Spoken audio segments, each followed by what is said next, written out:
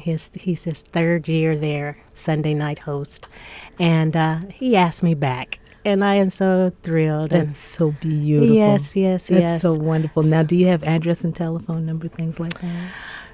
Oh, yes. We're going to get it. You just hang out with us for a minute. We're going to get it. You know, I'm a New Yorker. That's all. And it's in Brooklyn. But this is my excuse. I've only lived here a year and a half, and so I'm still learning. I know it's on DeKalb. And it's 240. That's it's coming to me now. It's coming to me. Claremont and DeKalb and Brooklyn, 6 to 9. I love it. Reed, how you doing? I'm doing well. I'm so glad. Thank you for getting me in your house. Yes. The last time we talked, it was actually from my house into call-in line, but this is much better. Thank you very much. Usually we have such a profound spirit of peace and love, and and that meditative moment that you were enjoying this morning with us. So thought-provoking. Yes, indeed. It brings thoughts. Thought-provoking. And we try to bring thoughts of power and prosperity and great consciousness and self-love and the things that we need to do what we have to do. But this morning it's just I have to say, there's just a little something funky going on in the house. Well, hopefully it's a good funk. I think it is. I told somebody once before, I think it was Bob Lee, Dr. Bob Lee was saying, I heard you doing some things. I said, I hope that they're good things as far as the rumor that's passing around. I love it. But funky things are good things that's too. Right. So, that's right. They keep us going, Absolutely. They help you to know that you are alive. Yes. Yes. How exciting. So now 2 steps down. Yes. 2 steps down. You got the address? You didn't pull it up yet? Girl, you just give me more than 4 minutes. That's all right. It's in Brooklyn. Mm-hmm. It's on DeKalb. And we're going to get the exact address and telephone number and everything. And we're going to deliver it to the folks not once, not twice, but yes, you got it. There you go. Oh, boy, I tell you. And thank you for that rendition of Donnie's song. Yes. Oh, Donnie means the world to me. Mm-hmm. Absolutely. And to carry the spirit that his voice was born in with your lovely voice is such grace. Mm-hmm. We're so lucky, so very fortunate. Thank you. It's amazing. That was great. Oh, my goodness gracious. It just shows the type of talent that runs in your family. Oh, yes. This is the family. This is the family of the Gardens of Tranquility and Contemplation here at WHCR. Right. And Cheryl Renee is a member of that family. Oh, proud And member. the talent is exquisite. Well, Donnie passed along a beautiful seed. Oh, my goodness. Oh, Miss gracious. Layla. Yes, not to be overlooked. Yes, Trust indeed. me. It's very true. And she touched that song that our brother Luther Vandross sang. And she gave it a touch of Donnie, that breathiness. I bet you know that song, Cheryl. Forever, for always, for love. And as soon as you find that number, then we're going to sing that song. While she's looking for that number, I'm going to stretch it out because that just gave me an idea. Tell me. And pull that microphone a little closer to you. A little bit, okay. Yes, sir. I'm getting comfortable in here. You mentioned Donnie Hathaway and Miss Layla.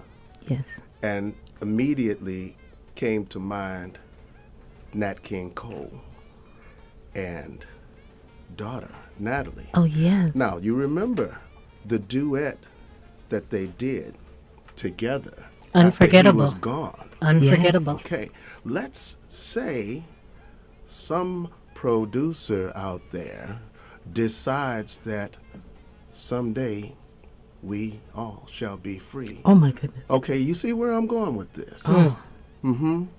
Take Donnie's tracks and put them with Layla. Romeo, is that you on the phone? Yes. Just want to straighten a couple of things out here. Yes, sir. Uh-oh, watch out. The brother Steps down director. is 240 DeKalb Avenue. Okay. Thank you, big brother. And my sister, I don't see her. I'm looking through the streaming. I don't see her. You don't at see all. her? Okay, we're going to do some musical chairs. Right. And we're going to make sure that she's right here. So just bear with me one little moment. I'm going to bring up the music. A little Maceo Parker.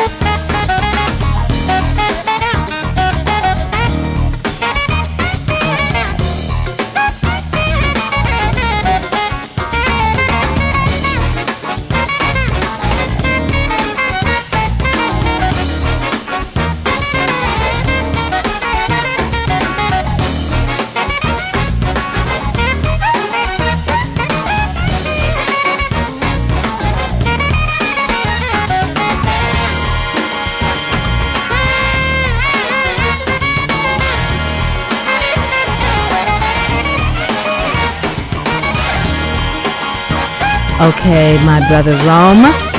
Now you can tell us if we're if you can see us properly, if you can see your sister Cheryl Renee. My brother.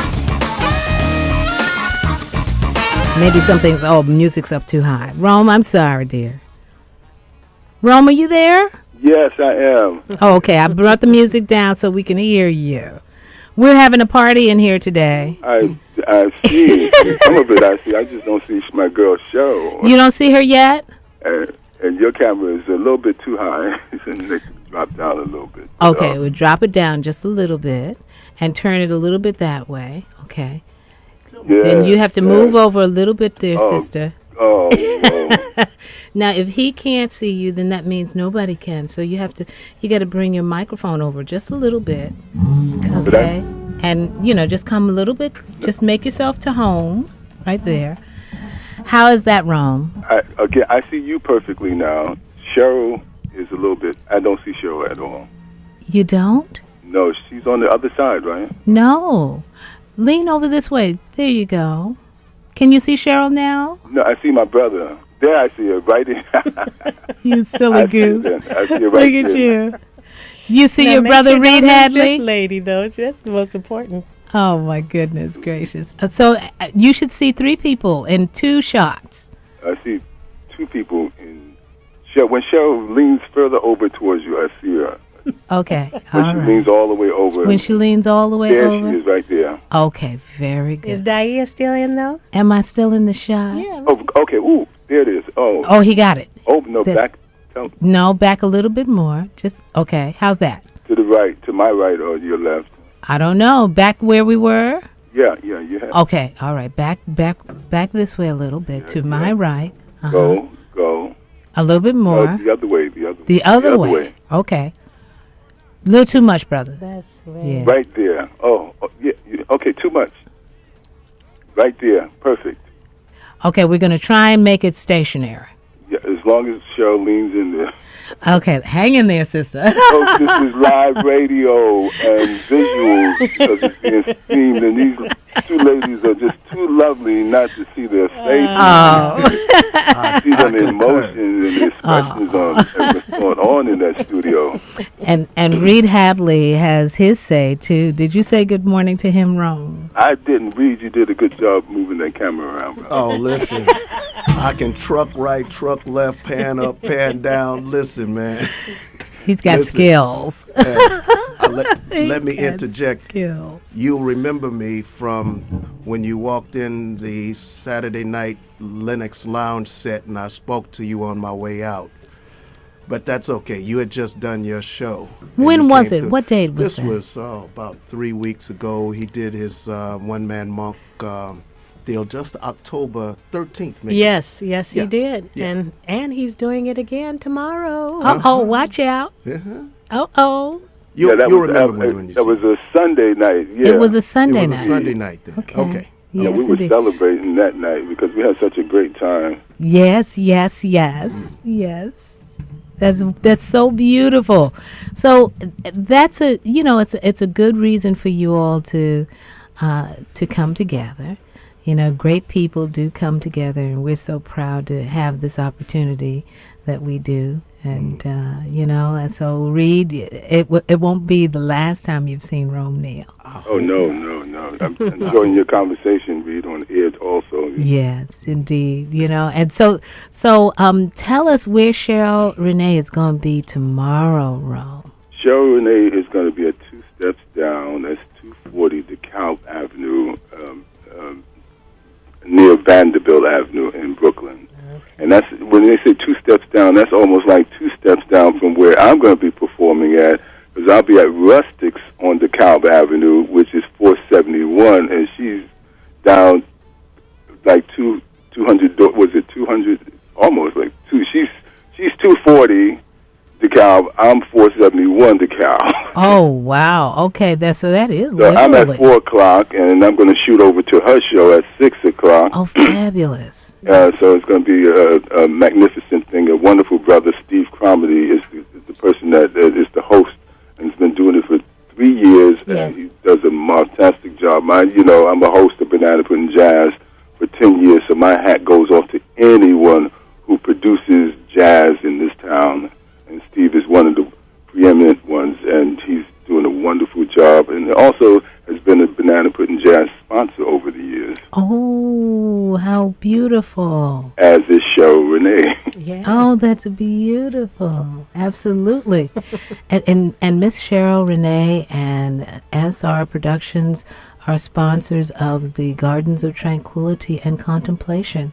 With the in-kind support that we have received, we're taking it to another level, Rome. Next level. We're stepping up to the next level.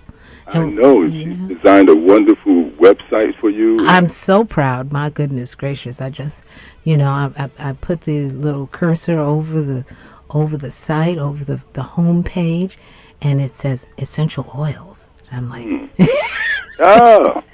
Did you do that? No, It came up essential oils. Really? Yeah, a little tag. No. Attached. I don't know how. I have no clue what that is. But you put the meditation Yes, there. I'm yes. so honored. And I might add for the listeners that she now has a Facebook page for Gardens of Tranquility and Contemplation. That's right. And please like her. That's right. Oh, that's right. I was supposed to tell you that, Cheryl. You're such a good marketing executive. Please like my Gardens of Tranquility and Contemplation and First Light page. Please like my Cheryl Renee friend page. And please like my Rome Neal page. And we're just going to keep this love going, It's revolving. And I take it you can tell we're happy to be back in the gardens, Rome. Oh, yes. Yes, we are. Cheryl, lean in a little bit, darling. There you go. The other way. Well, while my sister she's leaning in, I'm going to let her lean in and give us one of those beautiful songs that she performed so well, and a really, really good reason to come and check the sister out at Two Steps Down in Brooklyn tomorrow evening. Okay, I'll be right back. Your choice, my darling. You sing whatever is on your heart. What? This is live? Why not? It was just a moment ago, too. Yeah. Be my guest. You want to sit in this chair? Are you serious? I thought you were going to put on the CD. No. Oh, New York. I cannot believe this hostess, this broadcast journalist, has left me live on the air to sing. Mm-hmm. And look at that camera right there. OMG. Well, what would you like to sing? any request? Always a request. I don't know, more Donnie. Do you know that Donnie song? No? Okay. So, May I say that for a woman who has over 1,000 songs on her repertoire, I am at a loss. Isn't that the way it goes? So I am very happy to be performing at Two Steps Down with Steve Cromedy, and I'm going to just do a quick number here, a little, maybe a little Ella Fitzgerald, a little something from Miss Ella. Yes, I can't believe it. you go, girl. There's a saying, says that love is blind. Still we're often told, seek and ye shall find. So I'm going to seek a certain lad I've had in mind. Looking everywhere, haven't found him yet. He's the one affair I cannot forget. Only man I ever think of with regret. I like to add his initials to my monogram. Tell me, where is the shepherd for this lost lamb. There's a somebody I'm longing to see. I hope that he turns out to be someone who watch over me. I'm a little lamb who's lost in the woods. I know I could always be good to one who watch over me. Although he may not be the man some girls think of as handsome, to my heart he carries the key. Won't you tell him, please, to put on some speed, follow my lead. Oh, how I need someone to watch over me.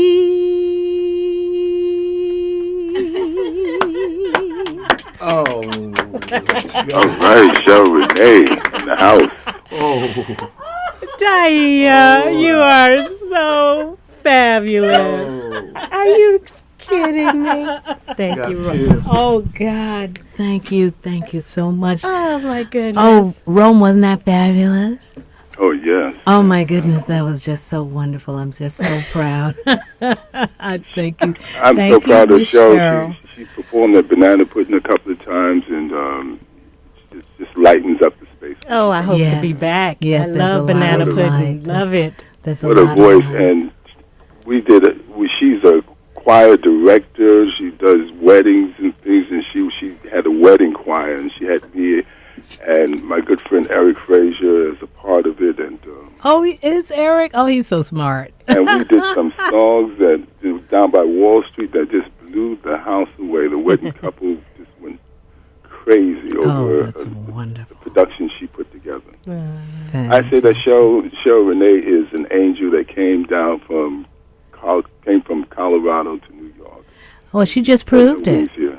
She just proved it for sure. You guys. I Let me tell you, just so blessed. do this little housekeeping. WHCR 90.3 FM, New York. I believe in you, my sister. Oh, Believe my me. goodness. Yeah. Well, that is what they call that, $1 million spot.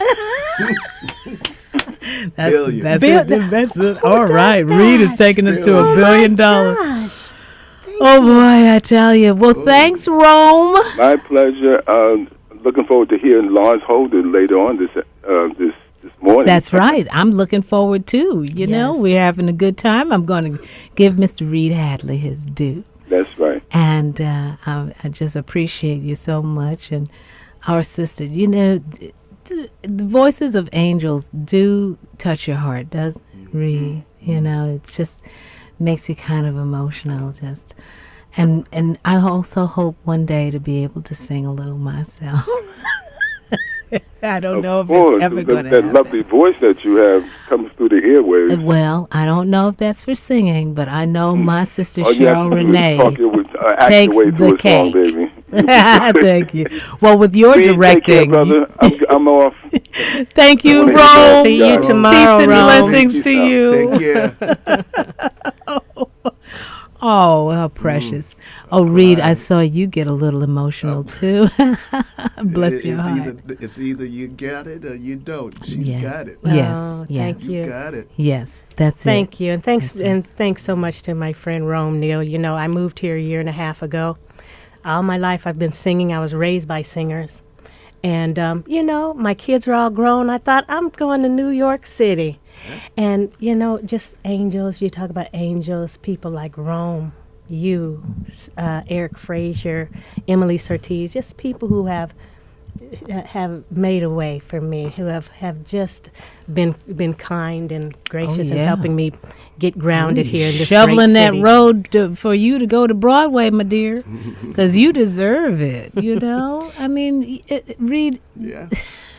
you've been in the talent business. You know sometimes. talent. Talent sometimes comes And who's to say what age? That's it comes? right. Some people are late bloomers. Yes. Some decide that they want to strike out in high school or whatnot, and some make it, some don't. I think some of the late bloomers are probably the ones that are the most recognizable because they've been able to experience many things. Yes. And those things go into whatever the material happens to be, whether it's prose or song or acting.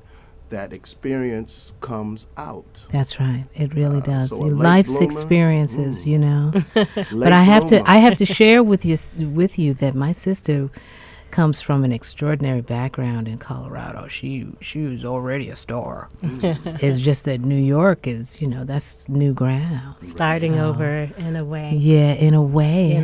Starting. Starting Yes. over. But So I've been many blessed. pebbles. Can I just mention my business very quickly Yes, here since I'm please. having my moment, having my 15 minutes. I started a business. I owned a talent and production company called Black Swan Talent and Production in Colorado. So I moved here and I said, girl, you better get it going. So I have a business here called Cheryl Renee Ceremony Vocals. And what we do, we just provide vocals for whatever you may need. You might just need an anthem, or you might need, as Rome mentioned, the choir for a wedding or whatever. People just need somebody to come in, do a couple of songs. And so it's taking off and it's coming together. CherylRenee.com, Cheryl with an S, Renee with 2 E's. Thank you. All right now. Yes, indeed. Jingles. Jingles, yes, all that. Okay. I am definitely a session vocalist. Oh, that's wonderful. To see all these good things, Nice ideas. Nice Definitely. Ideas. Well, with that, I'm thankful that I got into the studio today.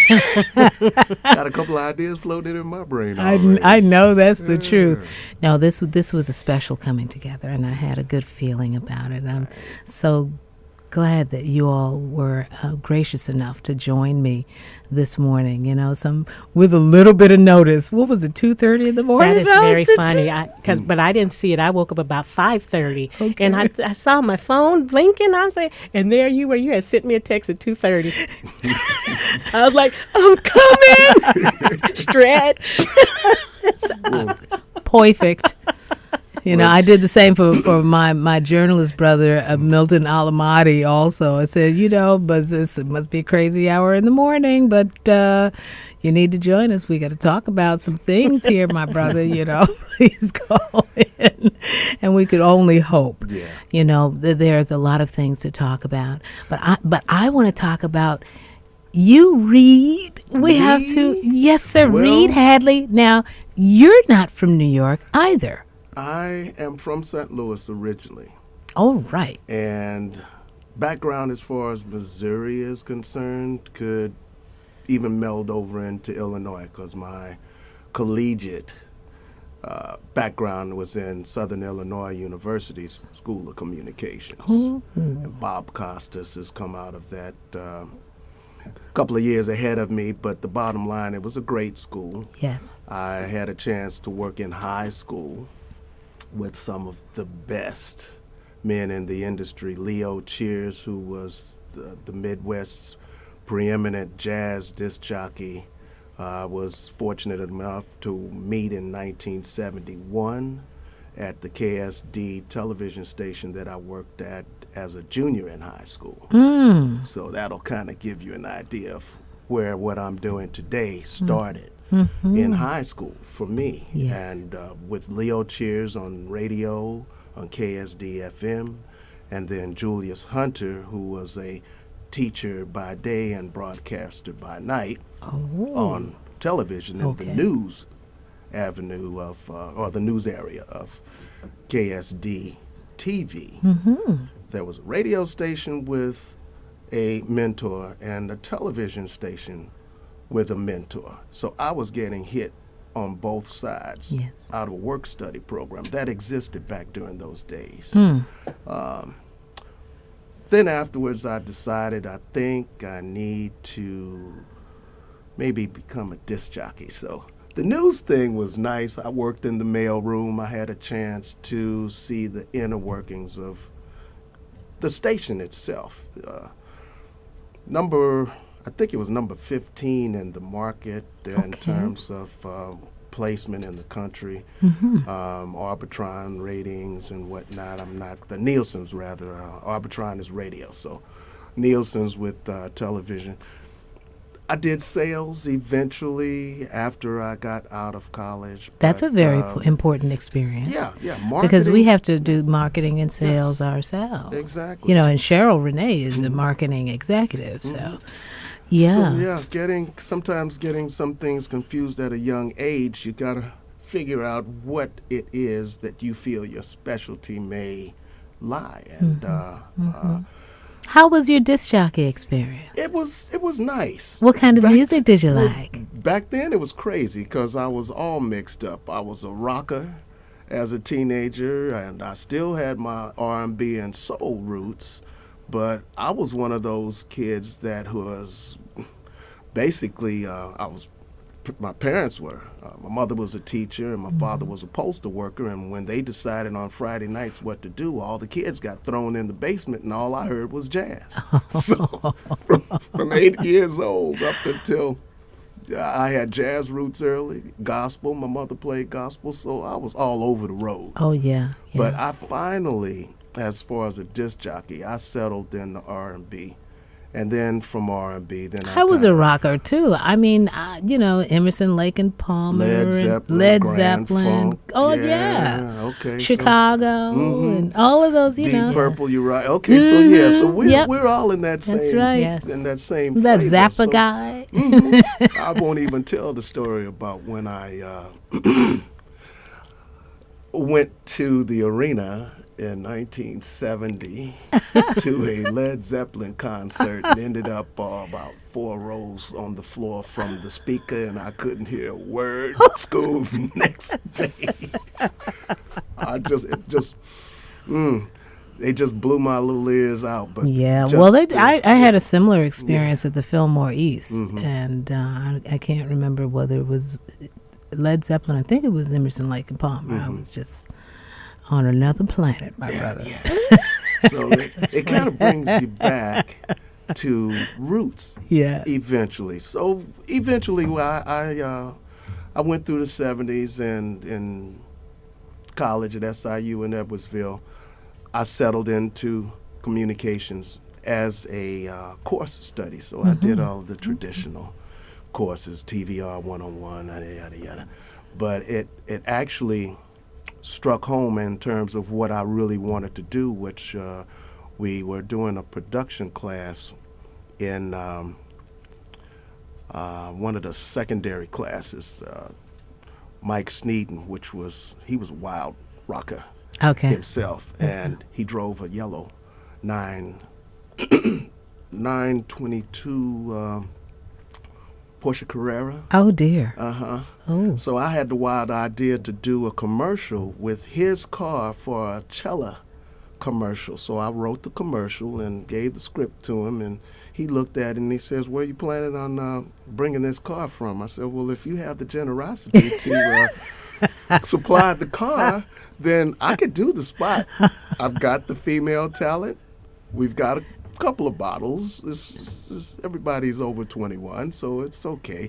We're not going to be drinking in the studio anyway." But I did that Cella commercial. He said yes? He drove the car up, actually. And I was able to, if I could ever find that footage in my vault somewhere, I'll have to pull that up and transfer it over from that 3/4 tape that we used back then. I love that. And be able to say, and actually show my young guy who's, he's a little bit late. Ethan is on the way. Ethan Reed, one of my young students.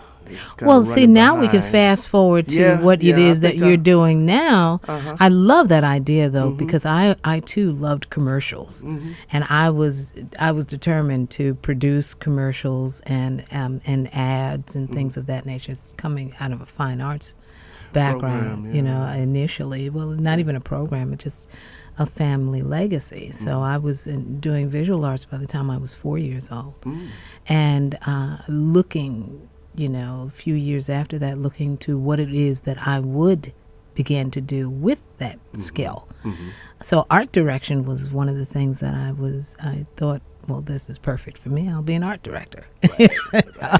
So a spinoff. Yeah, So definitely. yeah, it's he's on the way here. I just wanted to let you know I did talk with his grandfather, and they kind of got a late start today. Well, tell us who his grandfather is. Well, I've been fortunate enough to come across through going and listening to some music one night. I was fortunate enough to meet Mr. Alvin Reed, the owner of Lenox Lounge. Yes. This was last year, and I was talking to him about my idea of doing a show on the owners of clubs in New York. I'd already shot video out of Birdland.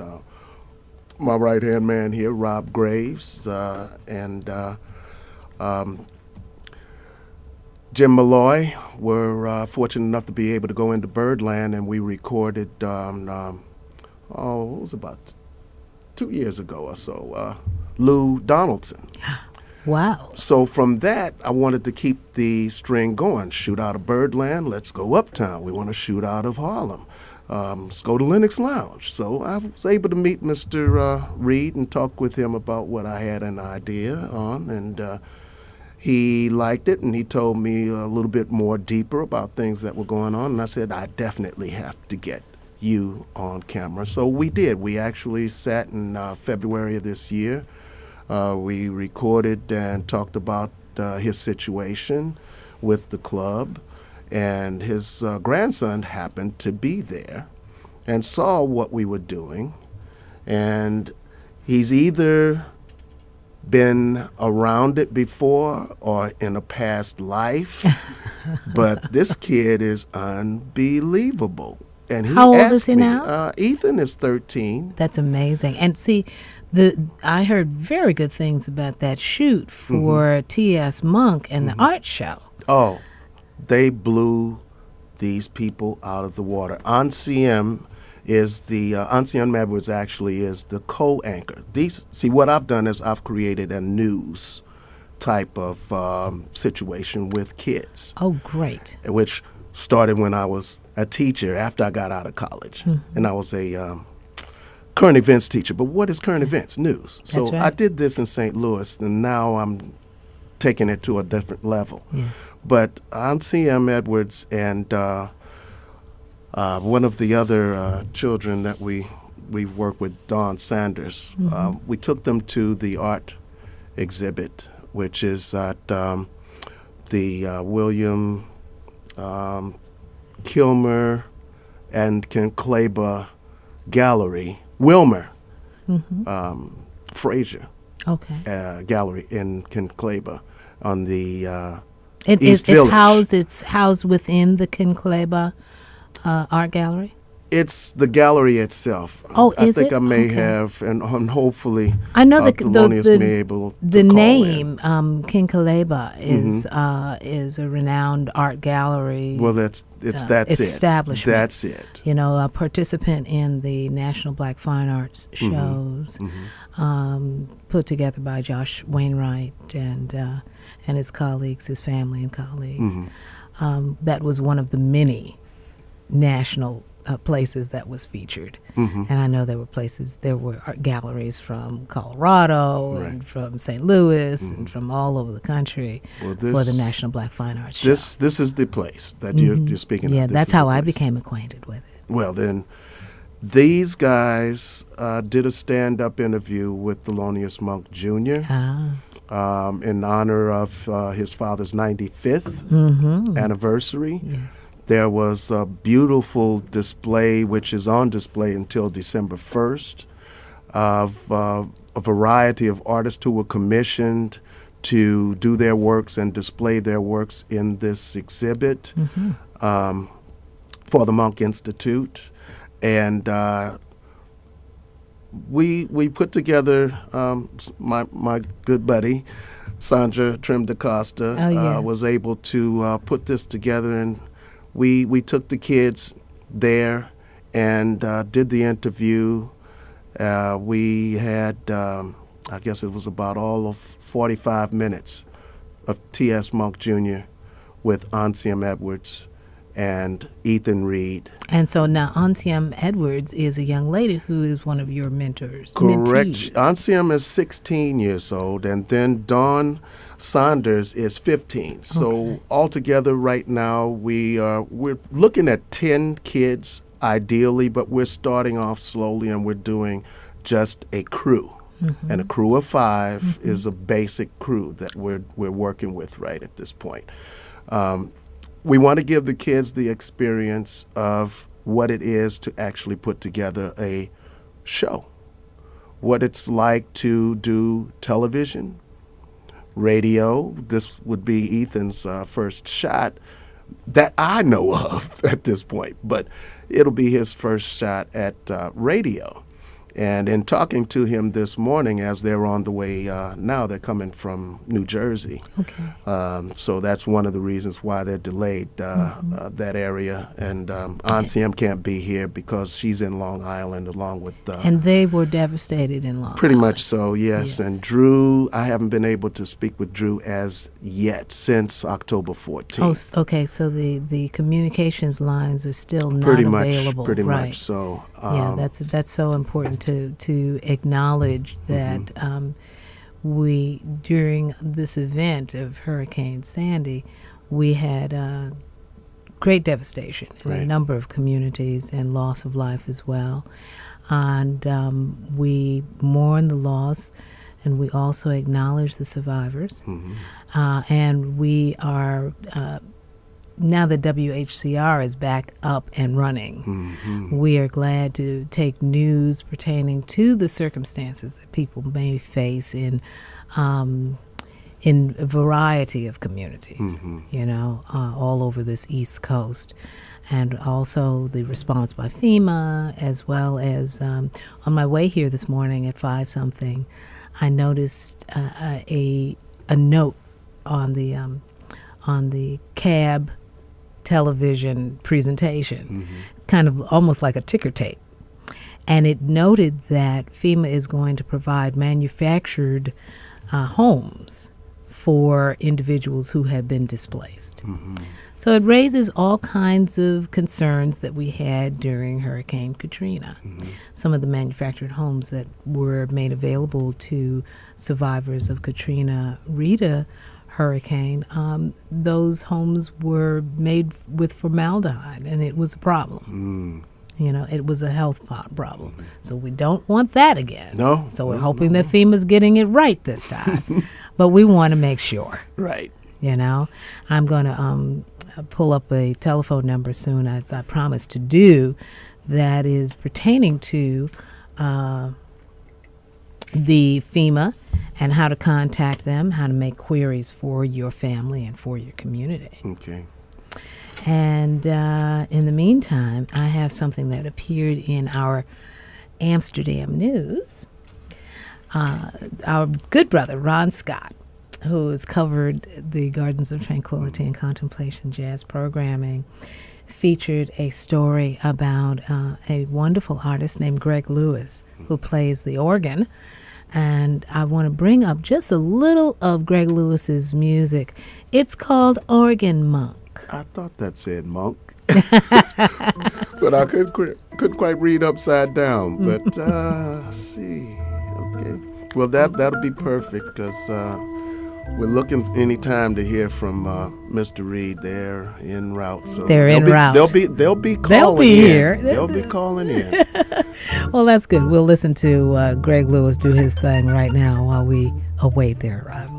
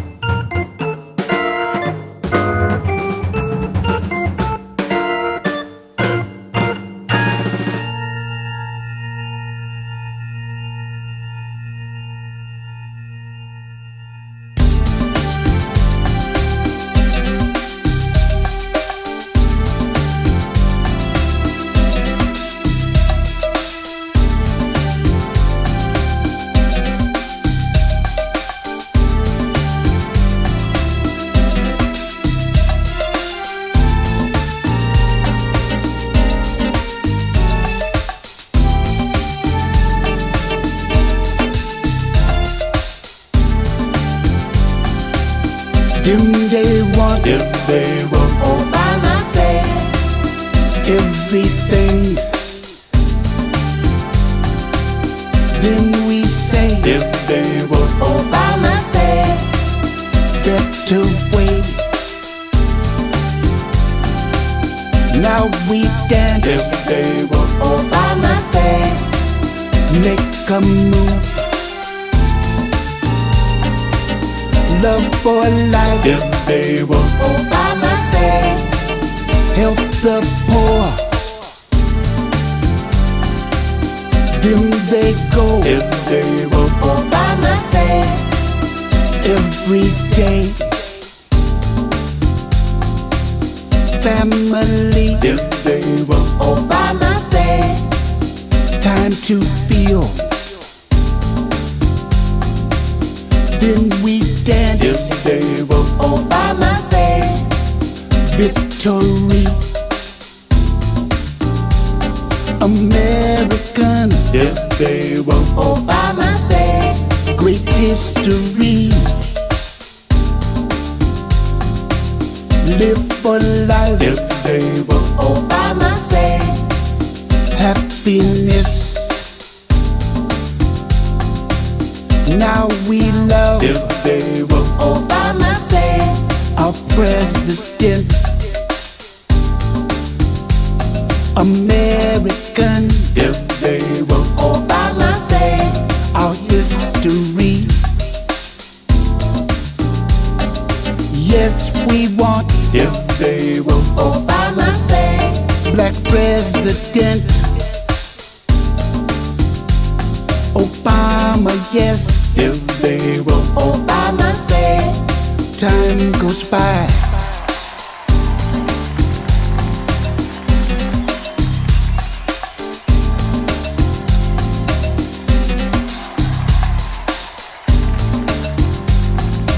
Music rhyme if they want Obama say just in time. Play the game if they want Obama say politics.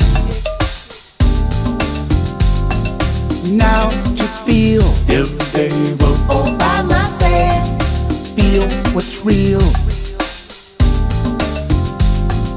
Now to deal if they want Obama say deal what's real. Learn to earn if they want Obama say earn to learn. Better way if they want Obama say play the game. Politics if they want Obama say what a shame. You know why if they want the poor. Family. If they wrote Obama say America. Save the children. If they wrote Obama say America. America. If they wrote Obama say America. America. If they wrote Obama say America. America. If they wrote Obama say America. Oh, yes, America has made President Barack Obama once again.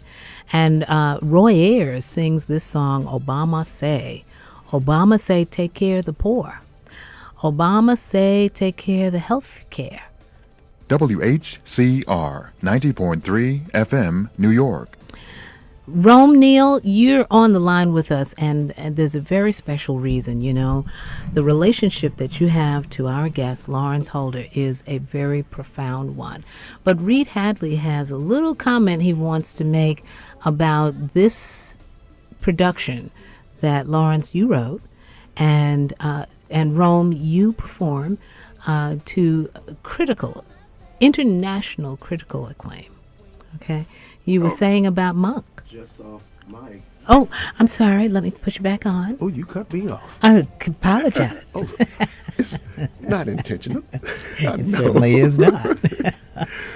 But yeah, we were just saying off mic during the break that in meeting Mr. Holder for the first time, and I told him the story about how Rome, you and I met for the first time, and you did not know me until now when I brought it back to mind at the Lenox Lounge when you came in. And I simply said that Monk had a way of bringing many people together that sometimes never really knew that they had a connection.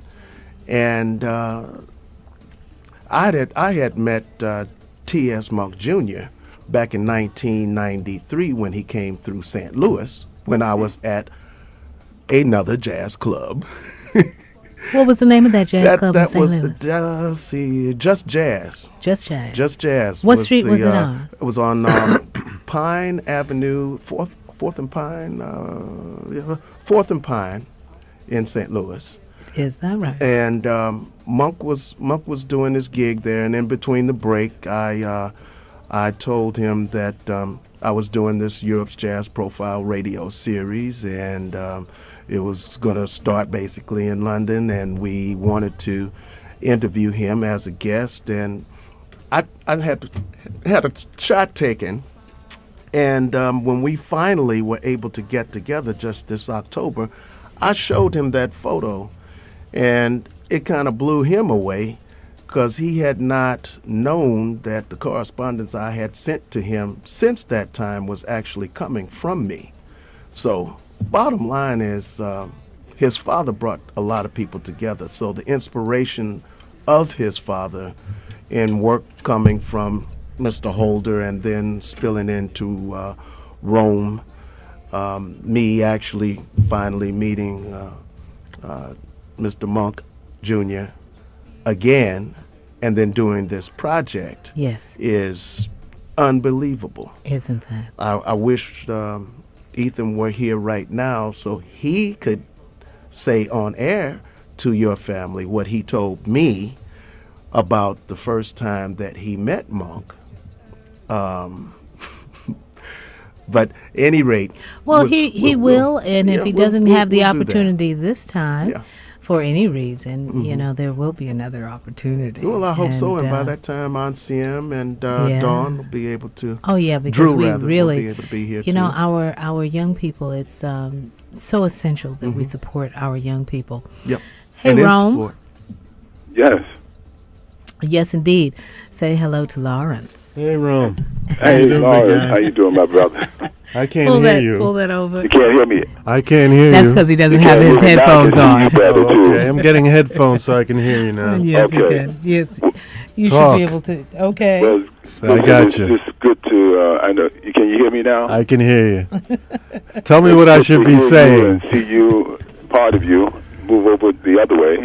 This Well, way? you know, I would like you to say directing, yeah. something about this play that you have written. You know, about Monk. Yeah, well, I was, I grew up. I was born in 1939. So I was a youngster. I mean, I wasn't really anything when Monk was the house band leader at Minton's, which attracted many of the great jazz artists who created the progressive jazz that we know as bebop. And by the time I was 8 years old, though, my uncle, who was a great jazz fan, had introduced me to Charlie Parker and subsequently Thelonious Monk, Dizzy, of course, subsequently Miles, who remains very, very high on my list. I was just listening to Miles before coming over. But somebody had mentioned something about the first time they saw Monk, and I'm trying to think of when was the first time I actually saw him. And I'm thinking it was in 1957 when I went down to the 5 Spot, when they finally gave him back his cabaret card after a drug bust, the infamous drug bust with Monk and Bud Powell. It was really Bud's drugs. Monk was, anyway, Monk lost his cabaret license, and which disallowed him playing in clubs. I mean, he couldn't get any gigs for about 6 years. But anyway, they finally let him open up a new club. It was called the 5 Spot. Was it the 5 Spot? Maybe the 5 Spot came afterwards. Things are starting to really merge when you get to be my age. But at any rate, we saw him. We saw John Coltrane. A year later, we saw Monk with, in 1958, we saw Monk with little Johnny Griffin. Big Johnny Griffin really had lungs that were huge. Ahmed Abdul Malik on bass, Roy Haynes on drums, a magnificent group. And we used to fall into the 5 Spot. And, it was called the 5 Spot. We used to fall into the 5 Spot on the Bowery. And we used to sit all night for $5. A bottle of beer and a shot of vodka. And we just milk it. And they didn't bother us. We were young, 18 years old, just legal. And we watched these magnificent performers perform for us. Night after night after night, because Monk was there for the better part of, 6, 8, 10 months at a clip.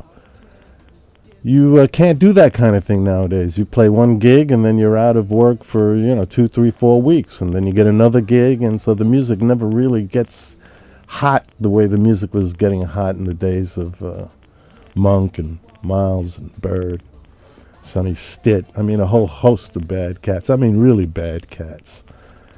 So anyway, in thinking about that, I was motivated. I was thinking of my uncle, and so I started writing plays about Monk. I wrote a play, a 2-character play called Monk and Bud, added a 3rd character, Nellie Monk, still called it Monk and Bud, had it performed at Theater for the New City down on 10th Street and 1st Avenue. Crystal Field was the executive director-producer. And we had wanted Rome to do that role. But Rome was otherwise disposed. Something had happened. You can tell everybody what it was, Rome, when you get a moment.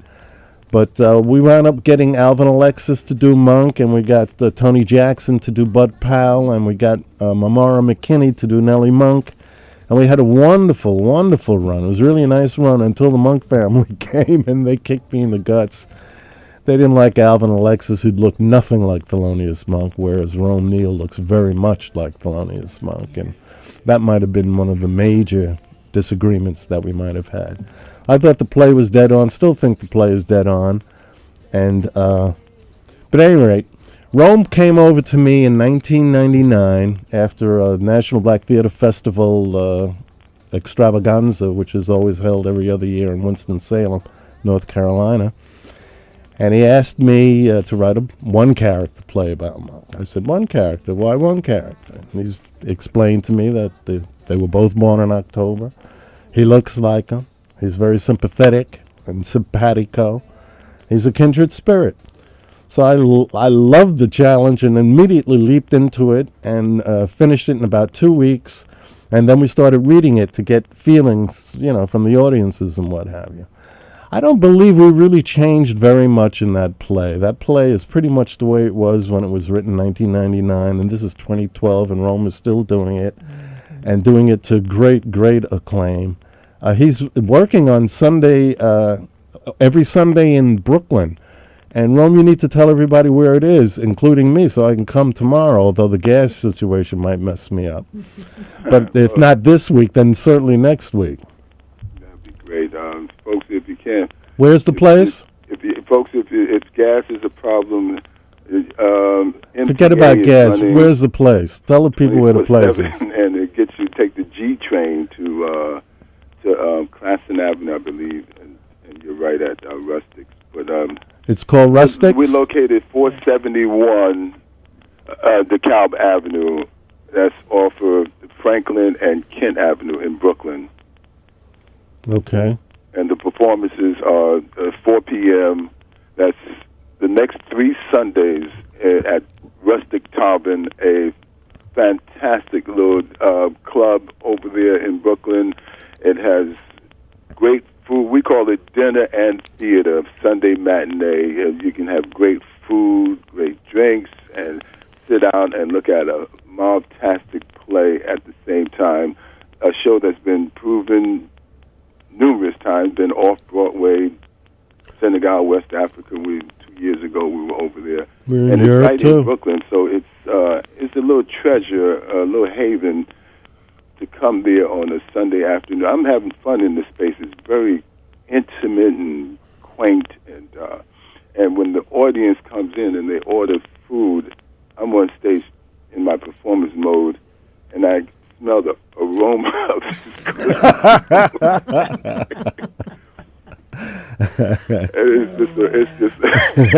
incredible. It's an amazing experience doing dinner theater, and people get to sit back and relax and just and enjoy themselves, and you're not rushed to get out of the place. Usually, I like to, after the show, we talk with the audience, and if I have some musician friends in, like Cheryl was there the last time, and we had a little jam session up in there. So that's the way I like to do theater. I'm surprised you're not dancing with everybody in the audience. Well, I get a chance to do my little dance in that play with that. Oh, I know that you get a chance to do the dance. Did he have the jump rope with him? Yes. Now, that was definitely an addition. I saw him doing jump rope, and I said, I got to put this into the piece.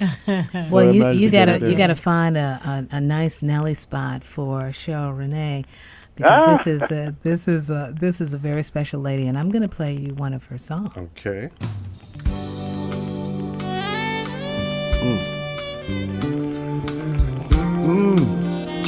When Mr. Reed gets here, that'll be good.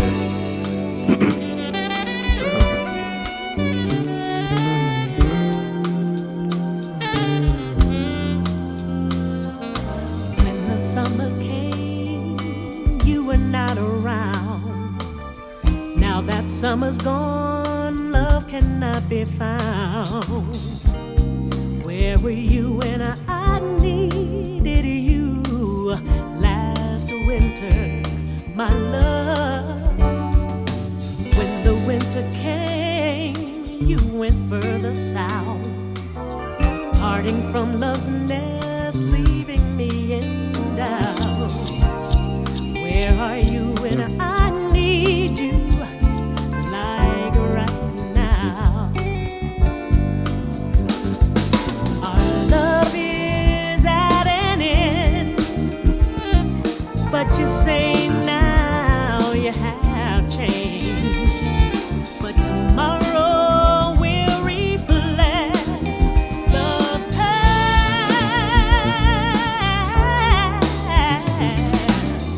When the winter came, you were not around.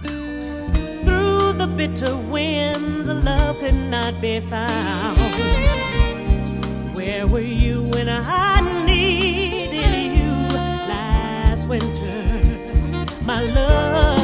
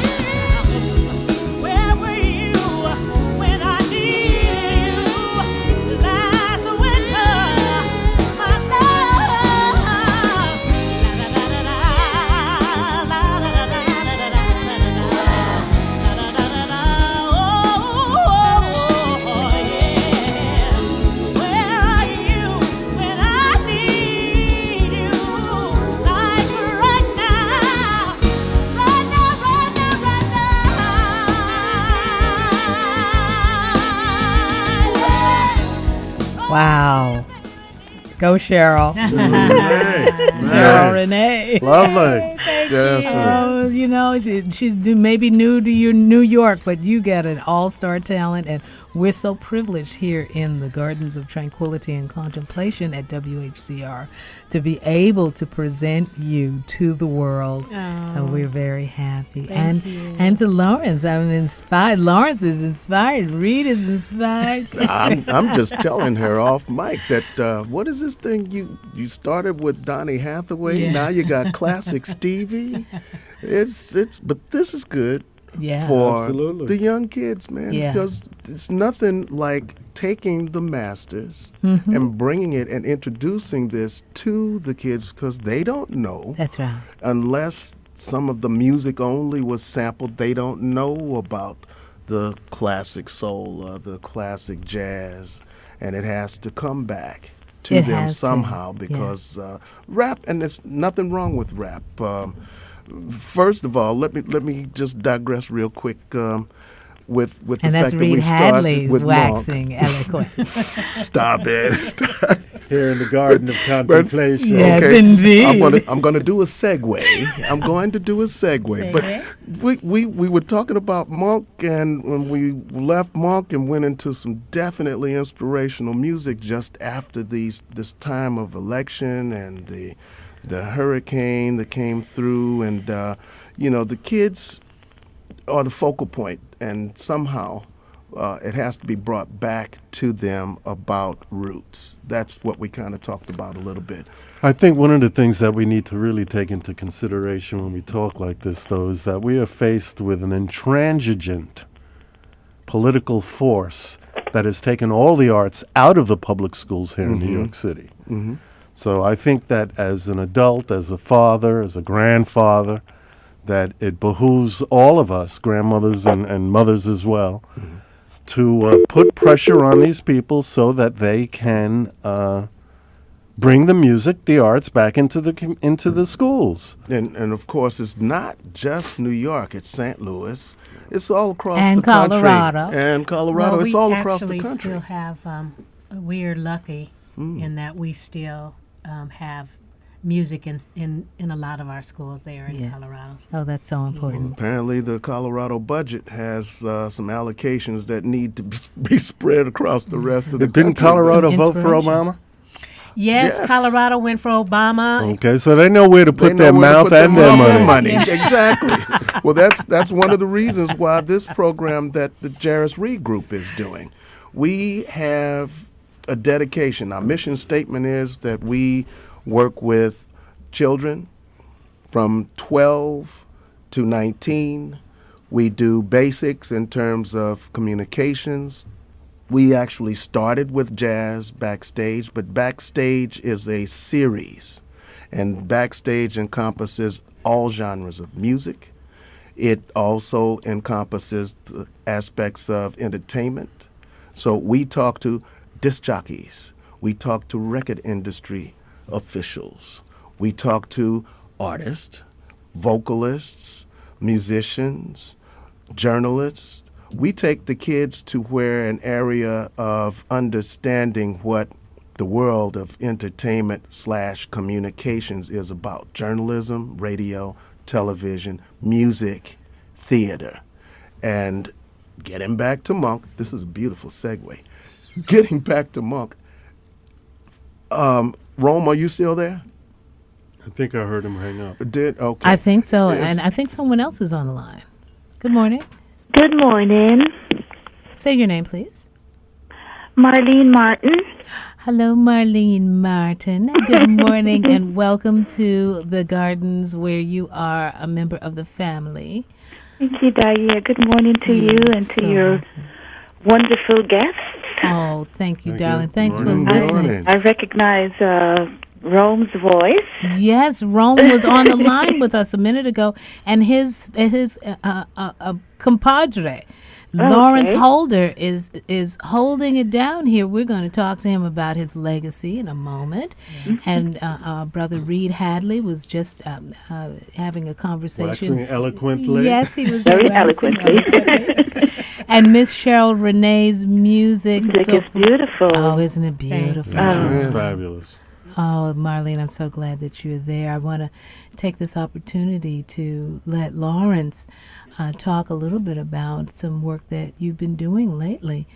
You know, I know there was the, what was it? Was it the Red Diary series or Red? No. It's funny. It's so funny. Listen Yeah, this to is you. about as close as I'm going to ever get to blogging.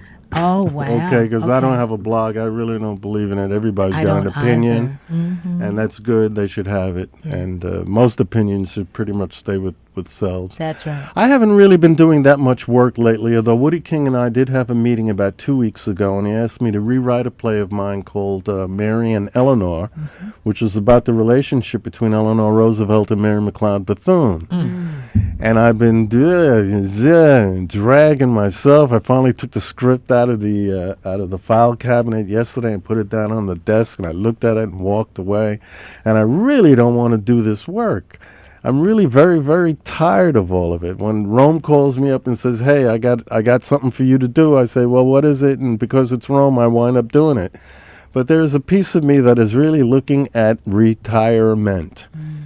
And part of that is not doing things that you don't really want to do if you don't want to do it, you know? I don't have to go to work anymore, so I don't go to work. Well, that's why God made mentees. Yeah, I was going to say that. That's right.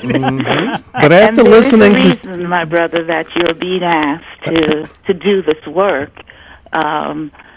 And sometimes we do get tired. I mean, we've been tired for a long time as a people, but there is still so much work. How old so are you, much dear? incredible work that needs to be done. How old are you, dear? I am not going to tell you. I am. Oh, you're not as old as I am, and I old. think I've already admitted my age. So I'm up in the 70s now, and I'm really just getting tired of it. Yes, I know, It's very but- wearing. We have we talked about maybe there's money in Colorado for the arts. And Colorado voted for Barack. Well, New York State voted for Barack, too, but we don't have any money for the arts. This is ridiculous. Yeah. We have one of the largest black communities, African-American communities, one of the largest Hispanic-American communities, and all the brown and black people are being shunted aside. It's ridiculous.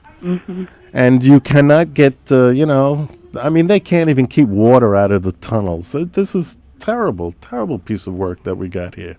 Just horrible. But I did like Cheryl's singing and did get inspired. I'm trying to think of a project that you might be interested in dealing with. The one thing that comes to my mind right off the top of my head is Ella Fitzgerald. It's funny you should say that because I myself wrote a piece. You did?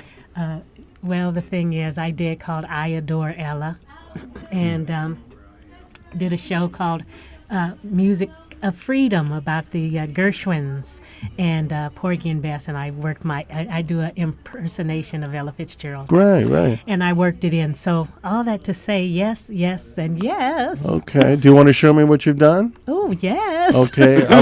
I'll give you my email address. You can email me. I That'll love be great. it. That'll be that's great. fabulous. Because your singing did inspire me. Definitely.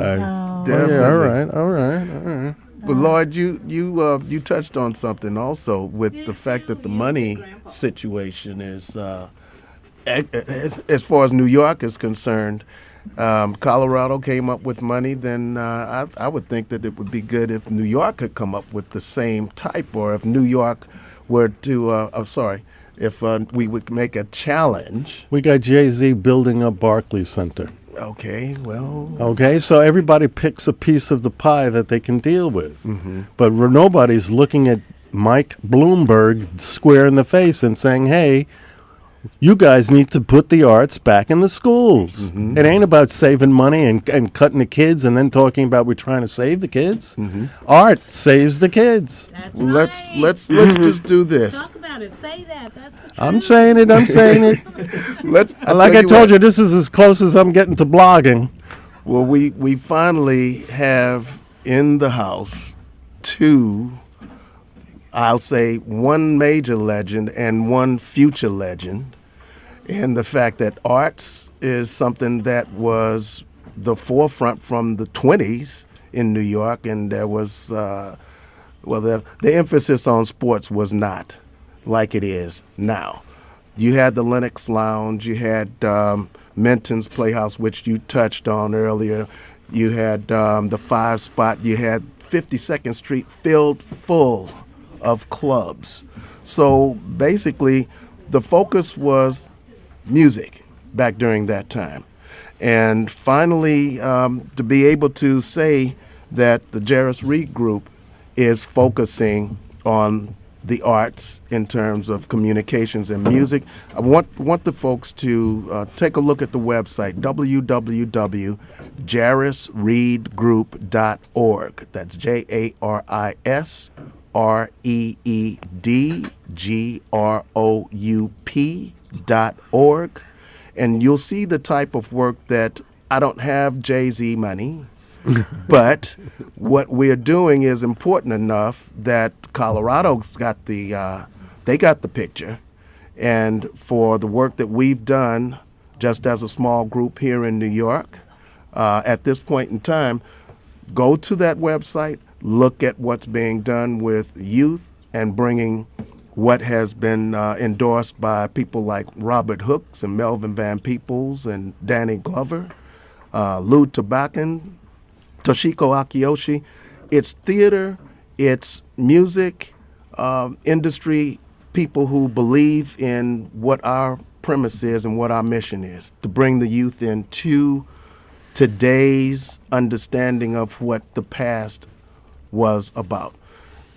Mr. Alvin Reed, the owner of the Lenox Lounge, and his grandson Ethan Reed have finally been able to make it. It's been a long, long trek. Well, we're going to talk to long them trek, in our next segment, because at the top of the hour, we're going to be talking to Opera Ebony. And at this moment, I want to, just let Lawrence know that this is the beginning of a conversation. You can feel free to blog right here on the Gardens of Tranquility and Contemplation on Saturday morning. There's so much to talk about, and you're kind of close by. I am. I truly am. You really, really are. So hang out with me for a little while Okay. I put on my favorite cut. Ooh, I just switched right to it. I don't know how I did that. But the fingers work like that sometime. And we'll be right back. We still have an hour. Marlene? Yes, ma'am. Thank you, darling, for being there. Oh, thank you. I couldn't, I can't hear you up here, so I had to call in to get it. Well, you can always get it on the computer. Oh, okay. Yeah, definitely. So I'm glad to have you in the house. And just stay right there. Okay. Okay? All right. All right.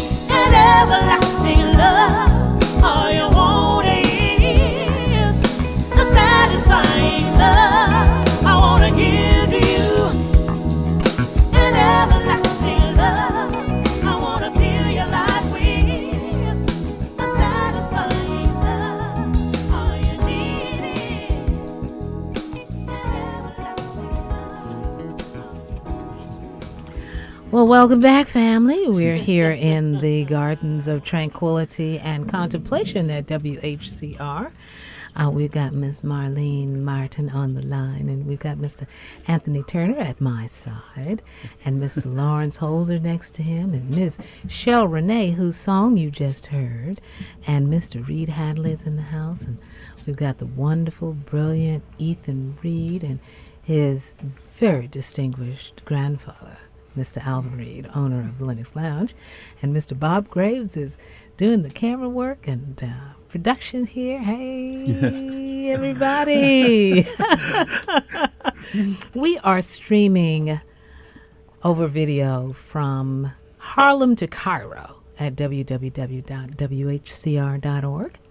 and it is a distinct privilege to bring you this knowledge, this information, and this morning we are also presenting the story of Opera Ebony that will have one of its productions here at City College at the Aaron Davis Hall coming up very soon. And Mr.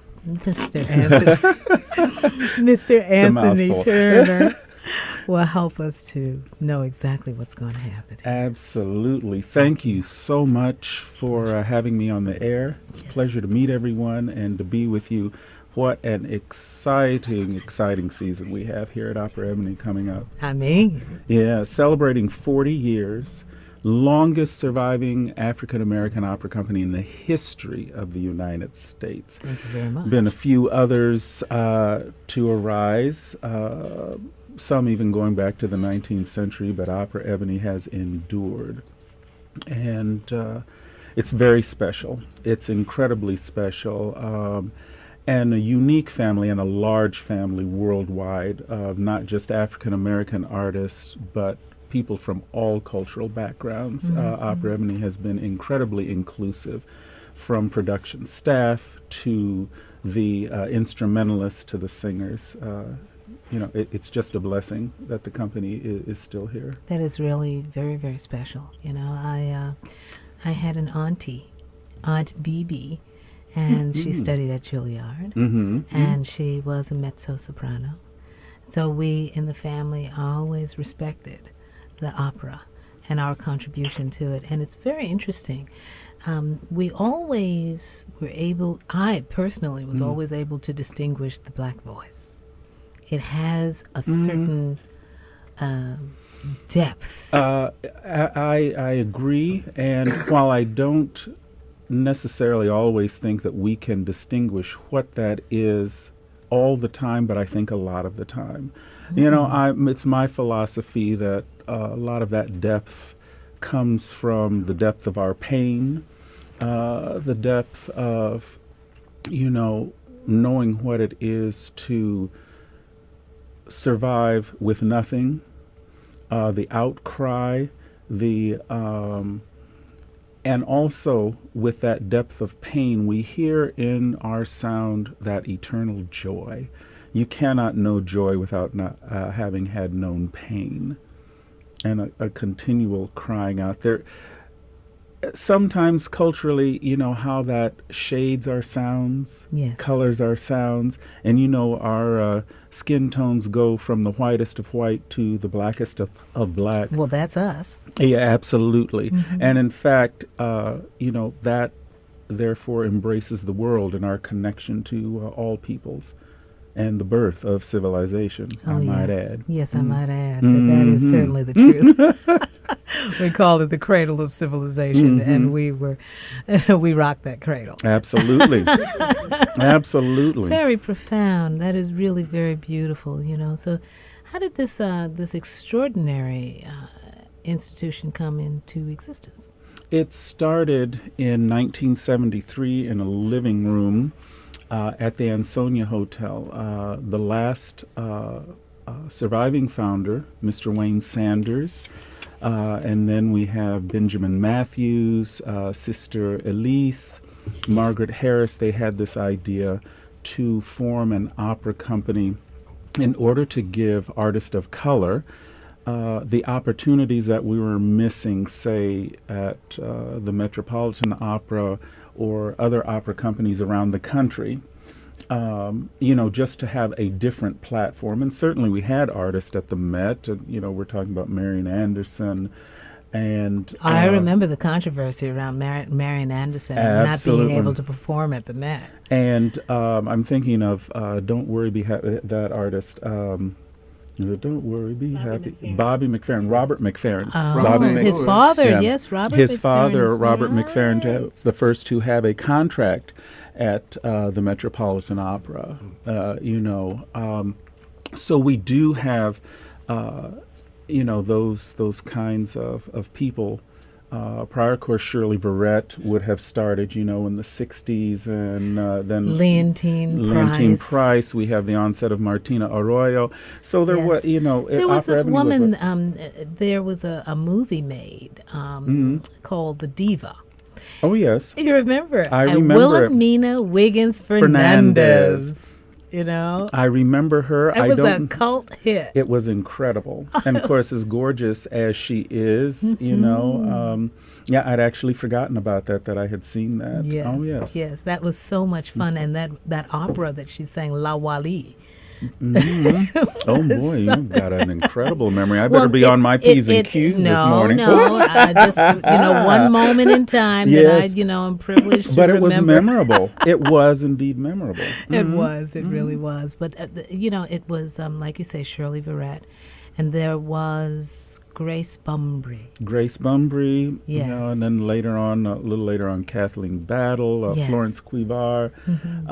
Who were the black men? I was just getting ready to go to that. We have, certainly starting in the 60s and throughout some of the 70s, George Shirley. And Mr. Shirley's still up in Ann Arbor, Michigan, and teaching. And I was just on a concert with him in North Carolina in March, and he sings very well. Oh, that's a testament to living well and a good technique. Yes. And Simon Estes, thank you so much. Oh, and Simon, and that's Herb Boyd on the phone. Thank chiming you. in. Yes, and Simon chiming in. Simon would beat me. I am a friend of Simon's. We both happen to be Iowans, if you can believe that. There aren't that many in Iowa, but we're there. You were in Iowa for a moment, Herb. Yeah, Iowa City. Okay. Right there at the University of Iowa. The city, if it's not Des Moines, then you go to Iowa City, I guess. Isn't that something? Now, what were you teaching there? I taught history there. Oh, okay. In fact, I taught a women's studies course there. Okay. And all things. You were at Oberlin also. At Oberlin, I was there at the conservatory. We had a jazz anthropology class that I taught there. Isn't that something? Well, you just hang in there with us. We had a house full. I'm sorry you're not in the studio. I've just been listening. Oh, that's good. That's very, very good. It's really exciting. And Opera Ebony's at Aaron Davis Hall, Herb. Yay. We love that. We do. Yeah. We do. So tell us all about it. This 40th season is extremely exciting. We lost Benjamin Matthews now 6 years ago on Valentine's Day. And since that time, Mr. Sanders, I know, needed the time to regroup, as it were. When you're the last of something that you started, you need a little time and a little space to, what's the next step? Well, the next step is that, people like myself, Gregory Shepard, our general manager, he has allowed us to come in and be an extension of his vision to help put together this 40th season. And we really kicked off in May when we had the gala featuring soprano Leona Mitchell, Donnie Ray Albert, with orchestra, the L'Enfant Prodigue of Debussy. And then working with Wayne Sanders, we put together a 40th season, and starting with a show called Sass in Class, which I am proud to say that I was in on the beginnings of the evolution of that show, which is a mixture of, we have Duke Ellington, we have Cole Porter, we have a little bit of Henry Purcell, we have a little bit of this and a little bit of that. It's almost like a gumbo of composers that is woven like a tapestry, a story, songs that are familiar to people, W.C. Handy, and we tell a story throughout the evening. Sometimes the show has been called Colors of Love, sometimes Sass in Class, and we're talking about the relationships that occur between people, the breakups, the getting back together, those kinds of things. That's a wonderful story. It is the story of life. Absolutely. Yeah, it really is. And it's now what are the dates? Friday, November 16th, 7:30 p.m. at Marian Anderson Theater. And of course, how rightly named. How apropos. How apropos. And right there at Aaron Davis Hall. And I might add, if I may, tickets are available at the box office. People can also go to ETICS or to www.adhatccny.org. Oh, that's a mouthful. Isn't Oh, it? That's my why goodness. I was very careful. Well, you have to do it again. Okay, that is at www.adhatccny.org. Or please, call the box office, 212-650-6900. I'm so excited. I'm just so pleased, and I'm having a bit of an emotional feeling about all of this. I think it must be my Aunt Bibi who appreciates this so, and as I do, and all of us. We have so many artists, and producers around this table at this moment. If you took the cumulative, Herb, of the arts, the filmmakers, and all these years that we have together, and Herb Boyd is a filmmaker as well. Well, Okay. The years would morph into hundreds of years of experience just around this table, and the richness of it, the knowledge of it, and the potential for our youngest visitor, Mr. Ethan Reed. Hello, Mr. Ethan Reed. Hello. How are you? Good. Good. Pull that microphone right up there, and talk to us a little bit about what you've been doing. Herb, you're going to love this. Okay. I've been asked to be a part of a program that I've been working on for a while. It has been teaching me about jazz legends. I've been interviewing people about it, and it's a very good topic. I love learning about it every day. I'm not used to this where I live, and my grandfather, owner of Lanx Lounge, a lot of times, I hear a lot of jazz history, and it's good to know that because maybe one day all that jazz history won't go to waste and it could be useful. Mr. Hadley helps me a lot. Just giving me scripts to read, it's very helpful. Learning, and you don't learn that in an ordinary child, but I do here, and I'm very thankful. So we have with us our youngest broadcast journalist. Absolutely. he's budding, but as Mr. Reed and I say, that's Reed Hadley speaking now. He's been here before somehow, but actually I've been working with Ethan since February of this year when I started working with Mr. Reed on basically a package that goes into backstage, and we were doing club owners, and in planning on shooting out of Lennox Lounge and talking to Mr. Reed, and about doing that, I interviewed Mr. Reed, and Ethan was there, and he was chiming in terms of what can I do this, I want to, and I immediately felt workshop material. Yes. And in our film documentary workshop that we do with teens, Ethan is an example of the co-anchor situation that we have with young Anciem Edwards and other groups of children. Drew Sanders is another female that we have.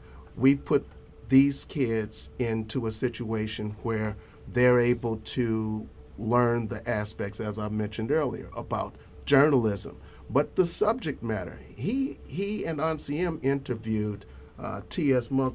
Tell them about T.S. Monk Jr. at the art gallery in October. I was asked to interview Thelonious Monk Jr. at an art gallery, and it was very exciting. He had a lot of answers that were very interesting. Me and Anciem grew a nice bond over having the same kind of love for, journalism and jazz. We asked him a lot of questions. I have died and gone to heaven. You should see her, but this is the youngest one. Oh yeah. This is really. Ethan, you guys got here a little late, so you're gonna have to come back and tell this story. But I wanted to. How old is this young man? 13 years old. Oh wow! Isn't that something, Marlene? Yes, Marlene, talk about the arts program that you have in Harlem. Who, me? Yes, darling. Oh, okay. I run the Arts Horizons Leroy Neiman Arts Center in Harlem, and we have programmings for students of all ages. We are just about to close up an exhibition that's been up since August. It's called Black Ball. On the Negro Leagues baseball, illuminating the history of the Negro Leagues baseball. A wonderful exhibition. And hello? Yes, darling. Okay.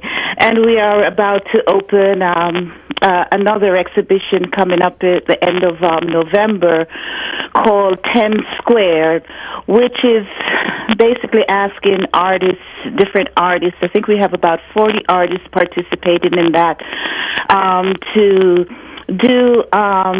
just present their views on the world as it is right now.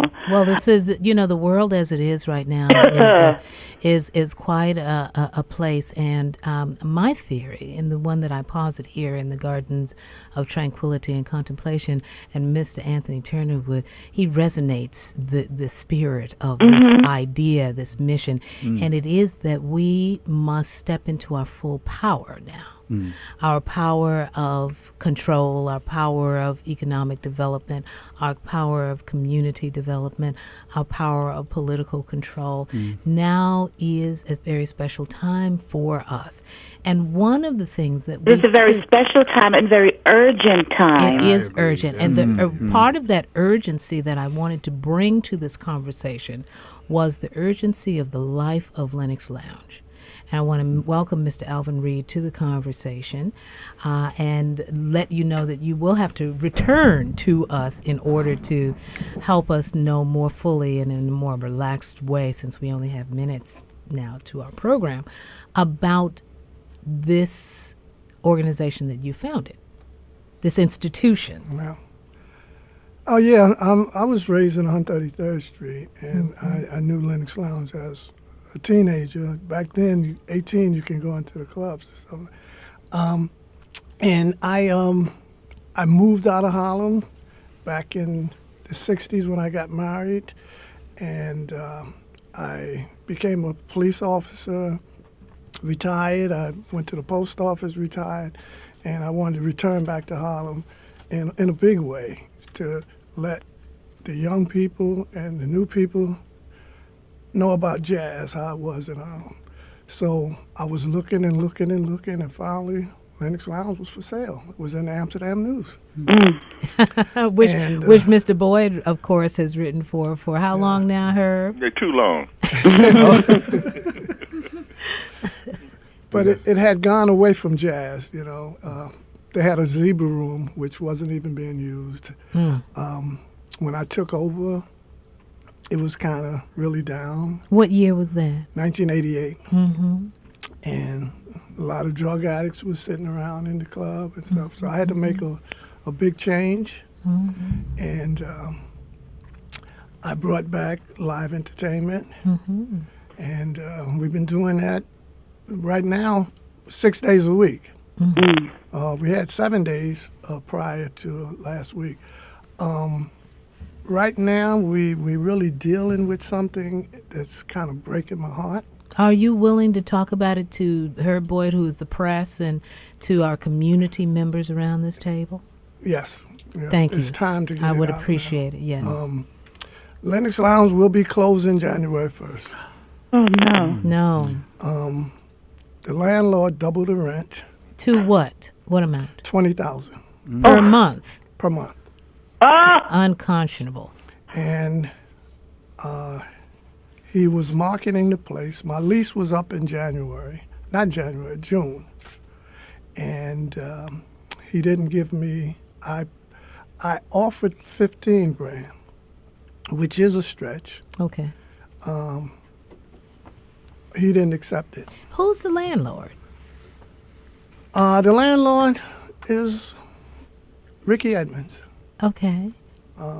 Is he a local Yes, he's real estate developer in the Harlem community? No, he's matter of fact, he worked for UPS. He's a black guy from North Carolina. And Wow. Yeah, isn't it amazing? it's happening in Harlem. They see a All over chance the to place. increase the rent. So a group connected with Robert De Niro. Mm-hmm. I think they signed a lease already. Really? I've been in court since September, and they did give me extension to the end of the year. Mm-hmm. So Have you had an opportunity to talk to Bobby De Niro? we reached out to him several times. And no communication. I was at the community board last night. His name is Richard Notar. Okay. And who is he? He was part of the organization with Robert De Niro, with Nobu Restaurant and Union's Cafe. They got about 4 places. Mm-hmm.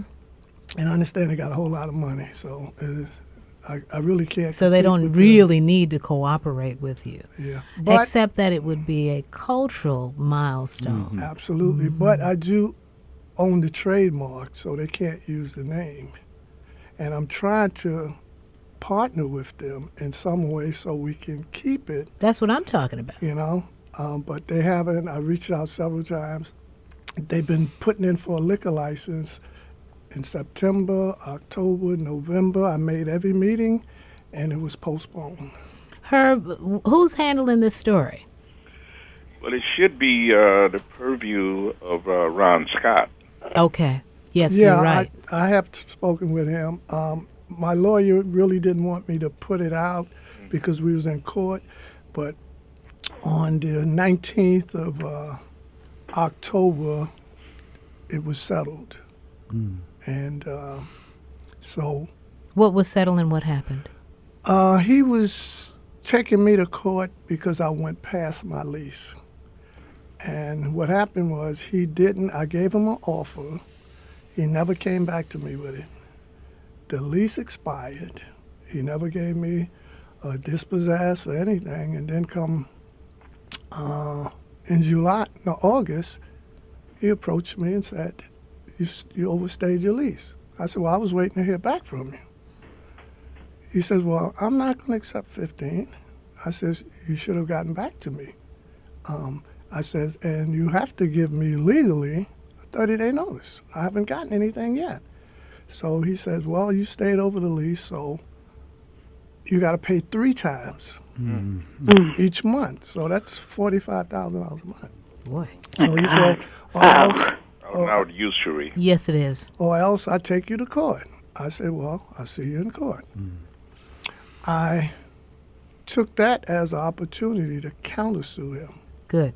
For trademark infringement. Mm-hmm. He used the name to get people interested. That's right.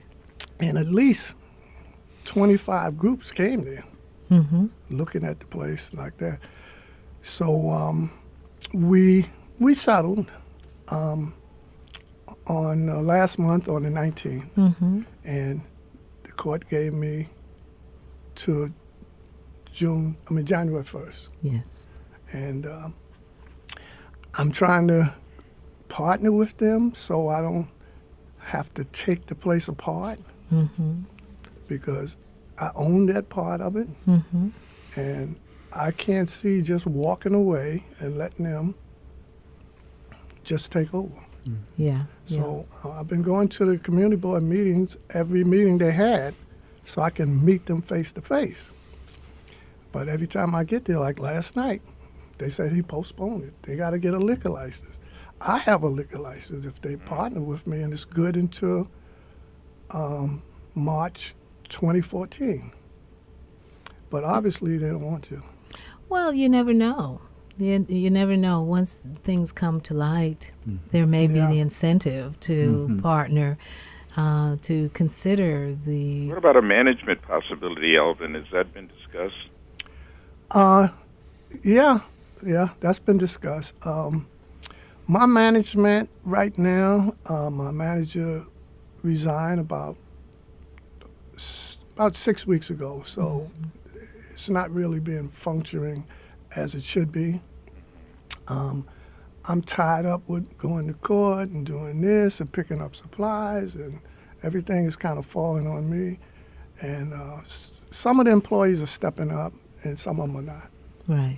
So Definitely. I would definitely need a management team. Well, I really appreciate you sharing this with the family here. We all are concerned. We all have interests that we want to keep alive. We were just talking about Opera Ebony and, keeping it alive. And Lawrence Holder and the franchise, of creations that you've been at the helm of. Yes, ma'am. I just want to say to Mr. Reed right now what it has meant to me. Been an entertainer my whole life. I moved to New York City last year. But just to go in there and to be able to sing, to be a part of the history there, and just, it's worth saving and it's worth fighting for. And, I like my sister here, am an optimist, and I'm thinking positive that, something can work out. That's right. Before then, as it has since we heard that it was closing in June. But what a legacy you left, and it's an honor to me. I went to Sunday nights, sitting in with Lafayette Harris Jr. Fabulous night. That's my day off. That's your why day. Oh, okay. But what that means to vocalists I know. and for entertainers is there is no way to quantify There's it. a story. I know. There's a no very way to important quantify story. what Yes. it means to us. So I just wanted to say thank you. Absolutely. And I'm just believing and praying that, We're believing, we're praying, and they say say your prayer and pass the ammunition. Anthony Turner, you have. And Mr. Holder said, what about action? That's right. What can we do? That's the main focus of what I talked with him in February. Just one moment, yes. Well, this brings up the point, and I can speak for Wayne Sanders at Opera Ebony and all of us in this room. The reason that there's going to be positive out of this, you talked about the power, and the power comes from our voice. That's why we sing. That's why we've stayed alive. That's why no one has gotten rid of us. That's why no one's defeated us. And it is the power of that depth of that sound that has persevered. Your power with what you need and what you're going through is going to be enough to resonate, to keep these things alive. This is why we do it. Yes. Opera Ebony, has had its ups and downs as well, but it's the kind of thing that it keeps us together. Sound is the all important healing, and I think that's how we're going to maintain our power. And if to carry that on further, the interview that I did with Mr. Reed back in February is on our YouTube site, and it tells the exact things that he's actually needing. He's expounded on it a little bit today, but on www.jairusreedgroup.org, we have a YouTube site that has that 6-minute interview that I did with Mr. Reed. Very good. It has other information as well as the program that his grandson is involved in. So 800-346-2492 is our phone number. If you can't remember that, then remember 800-DINA-WA. Dinah Washington. But the bottom line is an institution like Lennox Lounge is what brought Ethan to me, and it's worth everything that that can happen as far as the future, keeping it alive, and especially. It's about action, and I wanted Lawrence to chime in. You want to share that microphone there, Lawrence, for Holder? Well, if you remember earlier in the show, we were talking about the fact that there are no arts in the school, which means there'd be nobody ready to walk into Lennox Lounge to perform. And people would be standing around watching other people who gain access to the dough that's out there. And there's plenty of dough out there. We can see it. So in my mind, when I think of action, I think of people getting up and saying, hey, no more, no mas, this is it. Now, we just had an election, and I think we can use some of the credential that election provides us.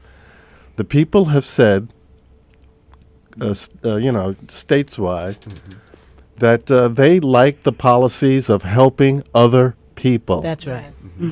And that's a part of that policy that Barack has been espousing for the last, 6 years, since he started his big run. And it strikes me that we need to pick up the ball on that. We need to get the boats together and go into the water and start rowing and getting the word out and saying, no mas. We need to talk to Michael Bloomberg and say, listen, you got money for this, that, and the other thing, but you don't have any money for the schools? Yeah, absolutely. That's exactly And you're up there, he gave us, what was it, Kathy Black as chancellor? Forget it. Okay, and what a resounding thud Indeed. that was. And then he got Dennis Walcott, and I've been watching, these mayoral press conferences, and I see Dennis standing there very dourly in the back there with no tie. And what the hell am I here he's for? got They're not he's got listening. something on his hands. Yeah, believe me, really. this is And we need, because if he's supposed to be the chancellor of the school system, we need to partner with the chancellor of the school system to make the mayor come through with the dough, to make Andrew Cuomo, the governor, come through with the dough, to force, what's his name is coming into the city over the next couple of days, Barack. Oh, yeah? Yeah. He's coming good. into the city. Okay. This is after Bloomberg said, don't come because we got Right, problems with that's Sandy right. and what have you. Yeah. So this is to try and clean that up on one level. And so I think that the word needs to go out that we got to be there. We have to money be there. into our schools for our arts education and save Lennox Lounge. See, people are talking about math and is- science, and of course math and science is everything, the It's technological everything. age. Exactly. But you don't have technical people. You don't have math people who don't know music. Music is math, et cetera, et cetera, et cetera. So the arts, for me, has always been the key. It has always been the key for our announcing who we are. Absolutely. We from the shouts and the cotton fields and the tobacco fields and what have you, because that's where that stuff all starts, jazz and all the rest of them. Yes. All the other little things, all the Little. big things that have contributed that we have. to the world. That's right. We have added to the world. The world is very appreciative of us. You go into Europe, they love Barack Obama. You come into this country, people are scratching their heads. Is he a Muslim? Well, What's the story? this is a real issue about our value, and about the value of our creation, the value of our work, and the accumulation of wealth. And Herb, you can chime right in terms of the wealth and legacy of our families, and all of that being washed away during Hurricane Sandy, and some of the other things that I wanted to make sure that we touched on this morning before we got out of here. Well, you have like a wonderful round table there. I mean, Oh, boy. the Ethan in particular, the young jazz journalist there. I mean, it must be an earful for him to hear all of this information, particularly from Alvin, about the history and tradition of the Lennox Lounge. And of course, it's not alone in terms of the decimation of these places where the venues we've had traditionally in our community, there where the lights are out. We think about St. Nick's Pub, and it's right here in my neighborhood, and certainly what's going on in Minton. So we have a situation here where our performers, our musicians, are losing their performance spaces, and that's so important. And so other institutions will have to jump in here if we can't salvage and save the Lennox Lounge. And I certainly think that is a doable thing. It's a matter of critical mass. Yeah. Can I interject in there? Sure. What I'm trying to do right now is save the location. If I can't save the location, there will be another Lennox Lounge in Harlem. Okay, all right. I have a couple groups that want to partner with me for Lennox Lounge. They That's good. That's a good move. They offered to purchase the building, Lennox Lounge, but the landlord didn't even come back to them. They actually bid it on a purchase, and he never got back to them. What would a purchase price be like for that building? I don't know. They didn't tell me how much they offered. Every time I asked him, he says how much they want to pay. And I says, well, they want to know, what would you want to sell it for? He said, no, I want to know what they want to pay. So they made an offer. I don't know what they made. Well, I'm just happen to be a person who likes numbers, so I'm thinking anywhere between 3 and 6 million. Is that low? Well, we had two of the groups and myself had the real estate put a price on it, and usually they base it on the income. Okay. And right now, I'm his only income. It's a rooming house upstairs, which I think they pay like about $60 a week. So is that right? When they put a price on it based on income, it would be what? About 1.5. I see. What about the Whole Foods opening across the street? Yeah. Well, there's a hotel supposed to be coming across there. A hotel as well as Whole Foods across the street from the current location of Lennox Lounge. Carver Bank is financing it, and we have spoken with someone over there to see if we can get a location. Yes. In there, which will be right across the street from it. But Richard Notar, he is going to do a jazz club, so the musicians still will have a venue. Yeah. But the legacy. That's what I'm trying to. Yeah. How important is that legacy? It's very important. I mean, when I went there in 1988, it was way down. Today, I mean, all countries come in there. Sometimes we ask where you're from. They from all over.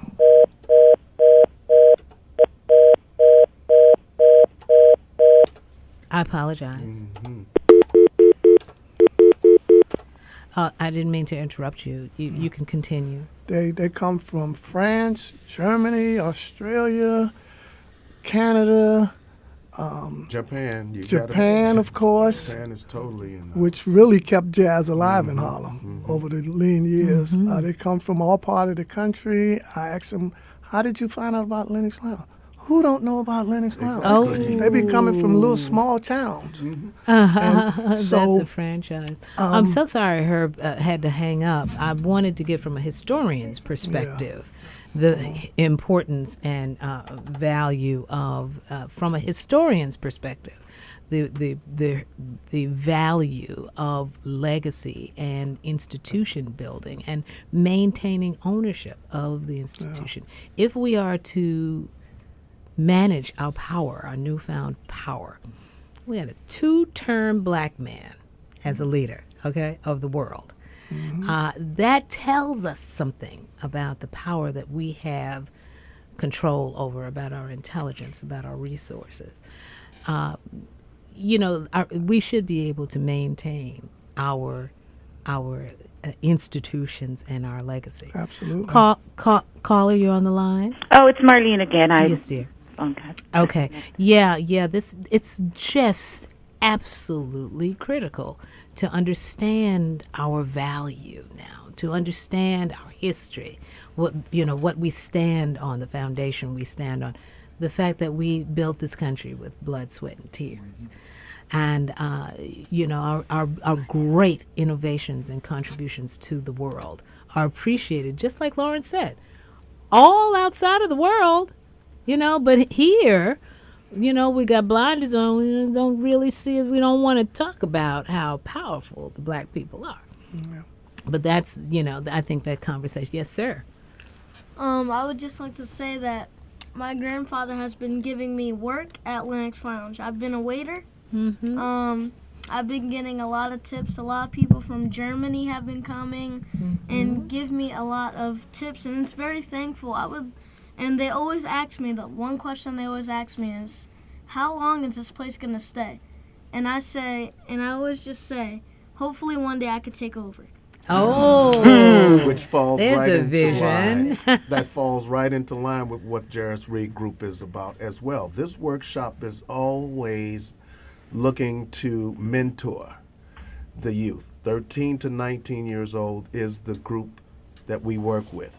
So in promoting not just media and the arts, We want them to get the idea of you can own your own business. That's right. And you can operate it however you want to. We're not a university. We're just a workshop. And all we are looking to do is whet your appetite so that you can decide what you want. Go to college or go to specialty school in what we're giving you an opportunity to see. It's outstanding. So that's not what our coach do. That's not what Mr. Reed has coached him. That's him. That comes from within. Exactly. His very being. Well, we're very proud of This him. is the first time he heard that Lennox Lounge will be closing. So Yes. I don't know how he took that, Yes, Marlene. I was just thinking, the word needs to get out on the street. Yeah. Because we have to make a way for people to call to action, to come together again. We're in the streets, but we're not really doing anything in the streets. Right. We're just moving around aimlessly. And I'm just thinking of what it would be like, what an incredible sight that would be to see the Opera Ebony in front of Lennox Lounge on a Sunday morning. That sounds wonderful. You're giving, praises and, in a way, kind of making that place, you're giving the legacy to it, making it, giving that moment in history that this place has been here, has been a pillar for a community, for music, for the arts, and getting people to realize what is happening. And I'm sure that once the word is out, that someone ought to step up. Someone ought to step up, and even Robert De Niro might really get a wind of what is going on, because we're sometimes too silent about our troubles. Well, Robert De Niro's people probably are not really keeping him apprised of exactly how this is being handled. Yeah. I heard Richard Notar was part of his group, and last year he separated from them. So maybe right? Robert De Niro. We reached out to Robert De Niro on the website, but we haven't heard anything. Haven't heard back yet. Yeah, and well, he's down there in Tribeca. He's accessible. He's been to Lennox Lounge. I think he's also been involved in Minton's. 6 or 7 times. Oh yeah. Minton's attempt to come alive again. I had heard De Niro's name was involved. Yeah, definitely. So he seems to have an interest. Oh, he definitely does. For a long but time. now the objective is to keep our interests or percentage involved in the business in some form and fashion, to respect our contribution and as co-owners. Now it's time for us to be if not full owners, but co-owners of our legacy. Well, that's the deal. That's the problem. That's the issue confronting all of us: creative people, performers, broadcasters, journalists. How do we hold on to what it is that we are? Is it they're something called in Harlem the cultural capital of the world. But whose culture is it that's been preserved there? It's been the African American culture, and at the same time, everyone is like either buying it out or selling it out. So what's Harlem going to be then? Yes. Well, yes. The Renaissance in itself is what put this entire city on the world map. Not just the United States, but as Mr. Reed has said, the world knows about the Lennox Lounge, and if there's going to be a second Renaissance, which is mainly the reason why I left St. Louis, because I couldn't get the things that I wanted to do done in St. Louis, and there was not the opportunity, there was not the number of entertainers and people who had that ability to do what I was looking to do there in St. Louis. It had to be here in New York. I left Queens to come to Harlem.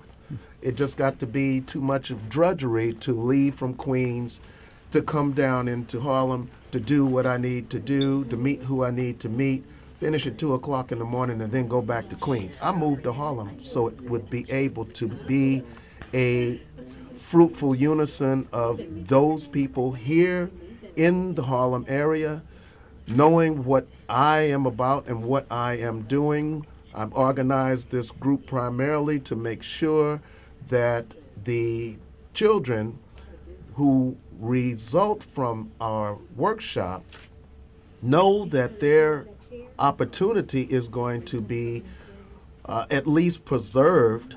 That would be the second renaissance of Harlem. Has anybody spoken to Charlie Rangel? Didn't he just get a landslide push into office again? Well, yeah. Not personally. I spoke with David Patterson. I spoke with what's the lady name? She's the majority whip in the. Well, what about talking to Charlie Rangel? Yeah. Because I talk to people on the street, and people's opinion of Charlie in the street is down. Pitbull. Most of them say that when it comes to commercial, they can't. The commerce, they can't do anything about it. Well, look what's happened to 125th Street, and you're part of 125th Street. Right. And Charlie Rangel. This is more than commercial. This is commercial. This is culture. Yes, we're talking about enterprise, and that's one of the things that has held us back. Is because we don't have that strong footing into enterprise.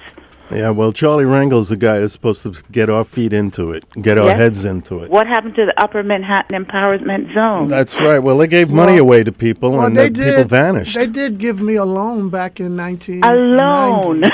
Yeah, people said, congratulations, you got a grant. No, I had to pay it back. You're right. Yes, exactly. I know people on Broadway. There was a place called Largo Cafe. They got money from I remember that place. And that place is gone now. Yes, it is gone now. So I took the money. I can't even find the people. Mm-hmm. So I don't know.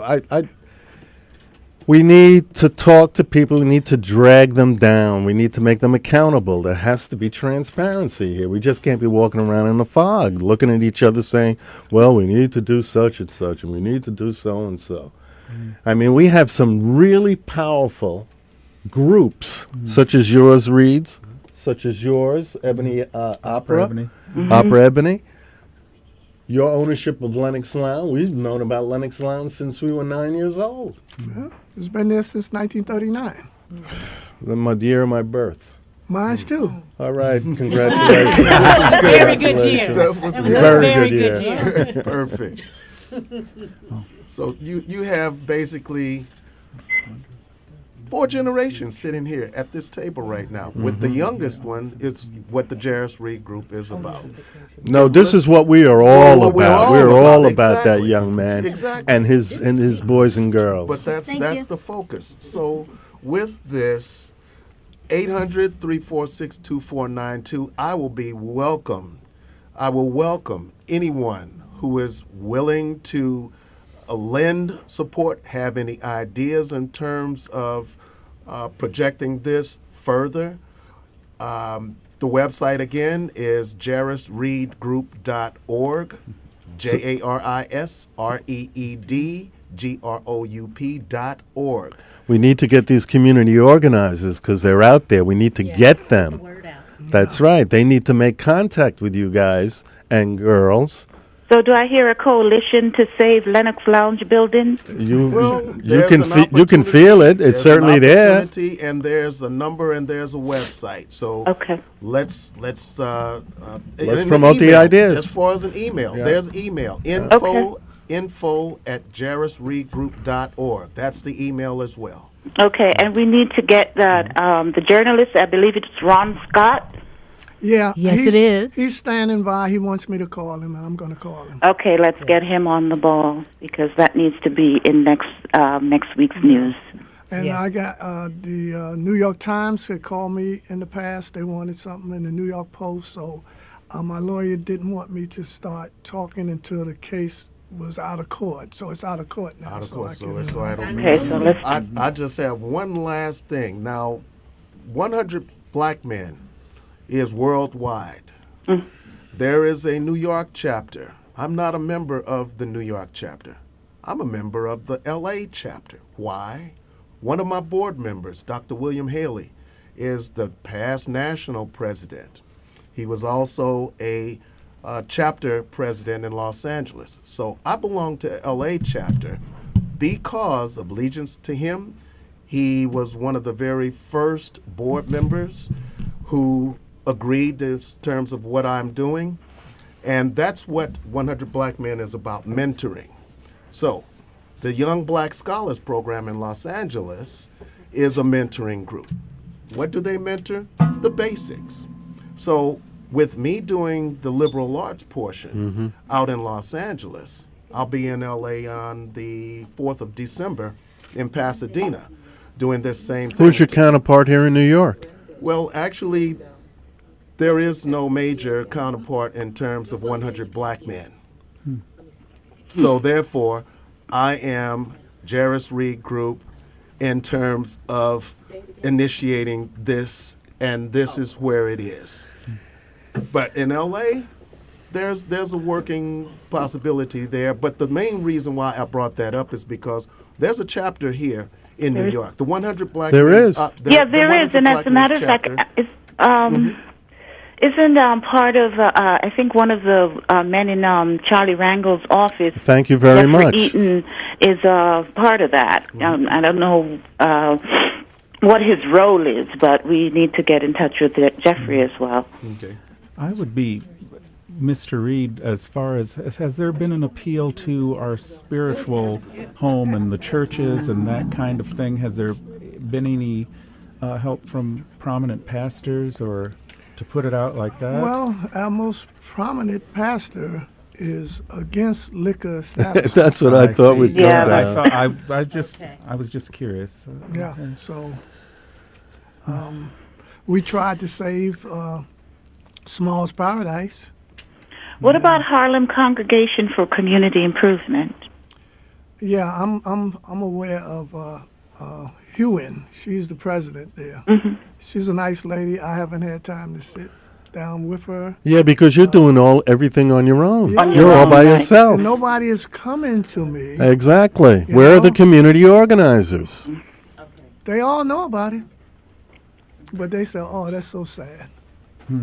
It is sad all around. Well, that's all. This is New York City, Harlem, and we are getting the shortest shrift of all of the groups in the country. New York, Harlem, African Americans, please. Charlie, wake up. Come on, man, get on the ball. I'm talking to Charlie Rangel, I hope. Well, the point of bringing up 100 Black Men was the fact that if their mission statement, which their mission statement is somewhat in line with mine, mentoring. You can't mentor a 13-year-old through 19-year-old if there is no future for them that they actually see.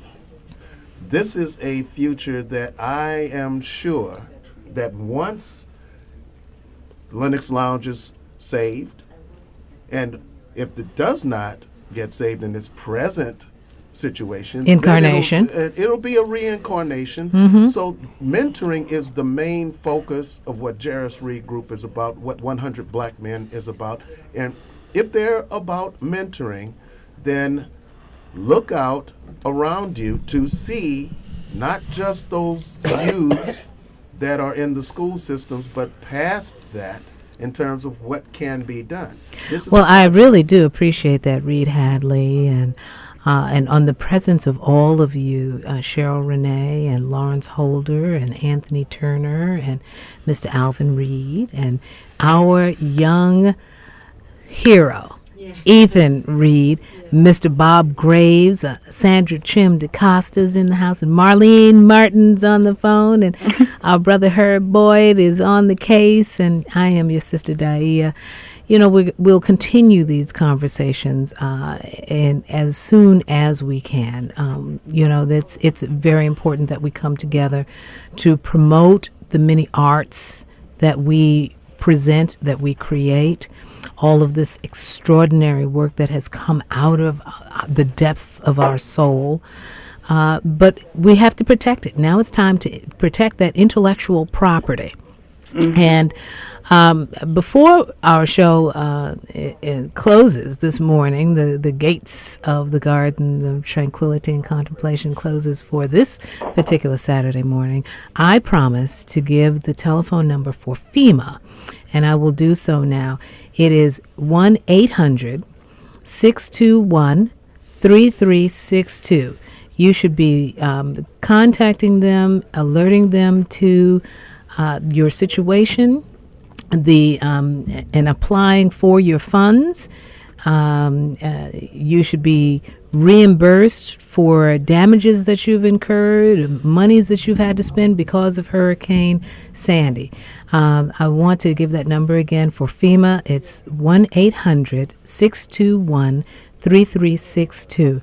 You need to call them and plead your case as it pertains to loss of electricity, water damages, and whatever the case may be. And also, stay in touch with us here in the Gardens of Tranquility and Contemplation, because we've got an issue pertaining to those manufactured homes that FEMA is providing. We say no mas to homes that have formaldehyde, to trailers that have formaldehyde in them for our city residents. We can do better than that. And we just have to be organized. We're going to be organized around the issue of Lennox Lounge, around our youth development with Jairus Reed Group and Mr. Reed Hadley, around our sister. We're going to be marching our sister in a parade to Broadway, Cheryl Renee. And Lawrence Holder, your legacy is precious to us, so don't get too tired, my brother. And Anthony Turner, and Opera Ebony, and our sister Sandra Trim DaCosta, our real heroine, and Mr. Bob Graves. Thank you, Bob. Marlene Martin. Yes. Thank you. Thank you, my darling. Yeah. And thanks to her. So blessed to be in all of your presence this morning. I'm so glad that I called in. Me too. Thank you for calling, and thank you for being there. And thank you for my first Facebook response. Always on it. Always on it. I love it. It's so good.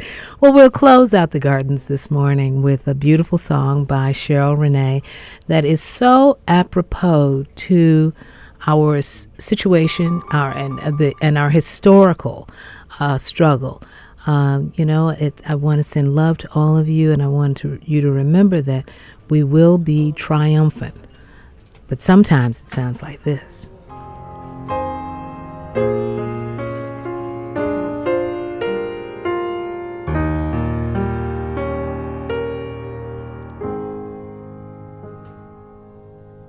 I wanna stay here, but I ain't worthy. You are too decent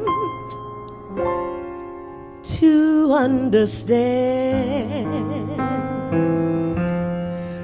For when I see him, he hypnotizes me. When he takes hold of me with his hot hand.